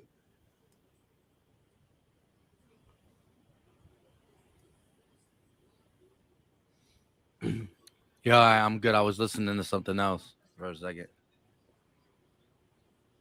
Yo, I'm still like, I'm lost after 18. You still mind bottled? Yes. I am. I am too, bro. I ain't gonna lie to you. Alcabir analyst said the Green Bay still didn't get Aaron Rodgers a wide receiver. Hey, let me ask you this, because I know you talked about him in one of your videos, Gate, in one of your mocks. Amar Davis out of Alabama, I believe, right? Jalen Amar Davis, yeah. Where do you think or Amar? How do you say his name? I have no idea. I don't either. Where do you think he'll be? Where do you think he'll be drafted at? Okay. Oh, George Karlaftis to the Chiefs. Dang, I like him. I watch it. I like him. 30th overall. That's a lot later than what I thought. Yes. Yeah. Bro, this is like him. crazy. Stingley went way earlier. Hamilton dropped to us. We take Davis. You got Dean still on the board. Lloyd was the second one out there. You got only how many receivers went? You had Jahan Dotson go before the likes of Treylon Burks and some of these guys. Well, yeah. Yo, this it's crazy, bro. So Jalen Armour Davis, Mike, I like him. I rated him the second best scheme fit for Gannon. Where he's going to go, maybe as high as the second round. I have him as a third round value, though, personally. So would you take him at 51? He's still on the board. I mean, you got to see what's there. Yeah, exactly. It depends, like what's there. What you know what I mean? Like, Perion Winfrey hasn't come off the board yet. And that's a dude that I think, DeMarvin Leal, the interior defensive line. I know, like Steve, like, come on, bro. We just took Jordan. Stop talking about the interior. Yeah. It must have been a whole bunch of trades because I'm confused about the second round. Tampa Bay is first, then Minnesota, then Tennessee. Yeah. What the? I don't know. I don't be following the whole league like that, but that's crazy. Like, how in the hell did Tampa Bay got the first pick in the second round? Mm-hmm. Yeah, I mean, I don't know, Mike. There's a few of these dudes I like, man. Goodrich from Clemson, late round dude. If you want Steven Nelson with maybe just a younger version of him, I think Goodrich is Steven Nelson. I'm not gonna lie, man. Everything about his measurables, the way he tested, the way he plays the game, he's Steven Nelson to me, a younger version of Steven Nelson. Thanks, Antonio. Appreciate it. Trying to think who else is out there, guys. Zion McCollum. We talked about some of these dudes. Zion McCollum, Tariq Woolen. You got a favorite there, Reese, in terms of these corners that are left? I don't. My guys are gone. He said, I don't. He said it went way beyond what I watched. My guys are gone, man. I like McCreary. I don't know. I do want to look at this Booth dude, but no, Booth is still my top option. I just don't think he'll be there at 51. He's gonna get picked between 30. No, I'm saying I had to actually do some research. I haven't. I work a whole lot, man, and my business picked up too. So I'll be doing a whole lot, man. And it's been Ramadan, so you be making videos from the shop and stuff. Like, dang, Reese really putting in some hours. Man, listen, I gotta get it. I gotta get it how I can. Like, I can't. I don't know. I'm gonna figure it out. But after this Ramadan, I'm gonna be doing a whole lot more. It's hard for me to talk doing a live, and I can't drink anything. Like, I don't know if y'all know what that feel like. It's like you got this cotton mouth. It's a dry fast. Yeah. Look, then Mike gonna drink some water. Now you just made me thirsty though, bro. I'm sorry. But I'm just saying, I'll be listen, even when I'm doing my little 10-minute videos, I'll be coughing and I'll be like, damn, I try to get clean content. You already know how I get down. So yeah. Check this out though. What's up, Reverend Petrie? He asked about Reverend Bebop. I called you Petrie because I saw your question about Petrie. My bad, man. I said Reverend Petrie. I was looking. I'm like, Reverend is there two Bebop. of them? My bad, bro. He was asking about Jalen Petrie. He played the star role out there at Baylor. He can play safety though. Yeah, like I call the star role the rover. It's a roving safety role. I would call him more than just a box safety, but I mean, if you want to simplify it to terms, he's a box safety. But I think he can be multiple. I think he can play over the top too. Really, I like him a lot. There's a few of these dudes, like later round dudes, that I think are going to be good. Percy Butler from Louisiana Lafayette, dude, I like a lot, man. He's going to be pretty good. Incredible special teams player. I know we're not drafted dudes to be special teams players, but he's got a crazy ability there. Somebody got to play, dude. You know what I mean? Yeah. And you never know. But yeah, I like Petrie too. I think he's a guy who also can come down and play in a slot if need be. You're talking about if a team goes 5 receiver set and you need to bring one of them safeties down here to play man, he can come down here and do that. You want that in a safety. I think he's very versatile. He's I like what I saw from Baylor from him. And Rever, shout out to joining channel memberships. And we appreciate you. Listen, I don't know. I want to ask you guys: are you guys going to be live? Are you guys ready to go live for second and third round? We gonna run this back? Yeah, come on, man. We I don't know, Mike. shout out to your guy, man. Running back nation, man. Let's run it back, man. Yeah, Gate. Yeah, I'm good. Yeah. But I do have to ask a question, and this question is also for the chat because we asked this question after the Davis pick, but the question was not asked after everything. What grade do you give Howie right now? Or did we ask that question? No, I don't think we did actually. I don't Me? know. The overall grade? Because I gave a B- because I thought he gave up a lot to get. We asked about the pick. We asked about the pick for Jordan Davis, and then I broke in because they made the trade. Right. So Yeah, I gave. Go ahead. No, yeah, because we were talking about that, and then it kind of got interrupted because of the whole da-na-na. Yeah, but go ahead. Yeah, But- the chat sent me way off. But to me, this A+, man. I'm sorry. This probably, and I know it's only the first round, but other than, and yes, I'm gonna say getting Carson Wentz. I thought getting Carson Wentz it got us to a freaking Super Bowl. Are you kidding me? But that was years. That was years in the making. But right now, looking at it, I gotta give Howie an A+ for what he did with getting Davis and getting AJ Brown, man. It's an A+ to me. And I thought once again, I thought that Howie won. I'm not gonna say the draft because it's only day one, but he won day one. Like when they asked that question on First Take and they asked that question on Undisputed and all those other channels, they need to say that the Eagles won day one. They won't do it though. They stay hating on us. I know. Yeah, listen. I'm saying that I don't know what y'all say. Go ahead. Yeah, they'll probably say the Jets did. I'm giving it an A. I'll give it an A, a solid A. I think we got the best wide receiver in the draft because and none of them are proven yet. I think there's going to be some good wide receivers, but we got the guy who is top 10 wide receiver and is proven in the NFL.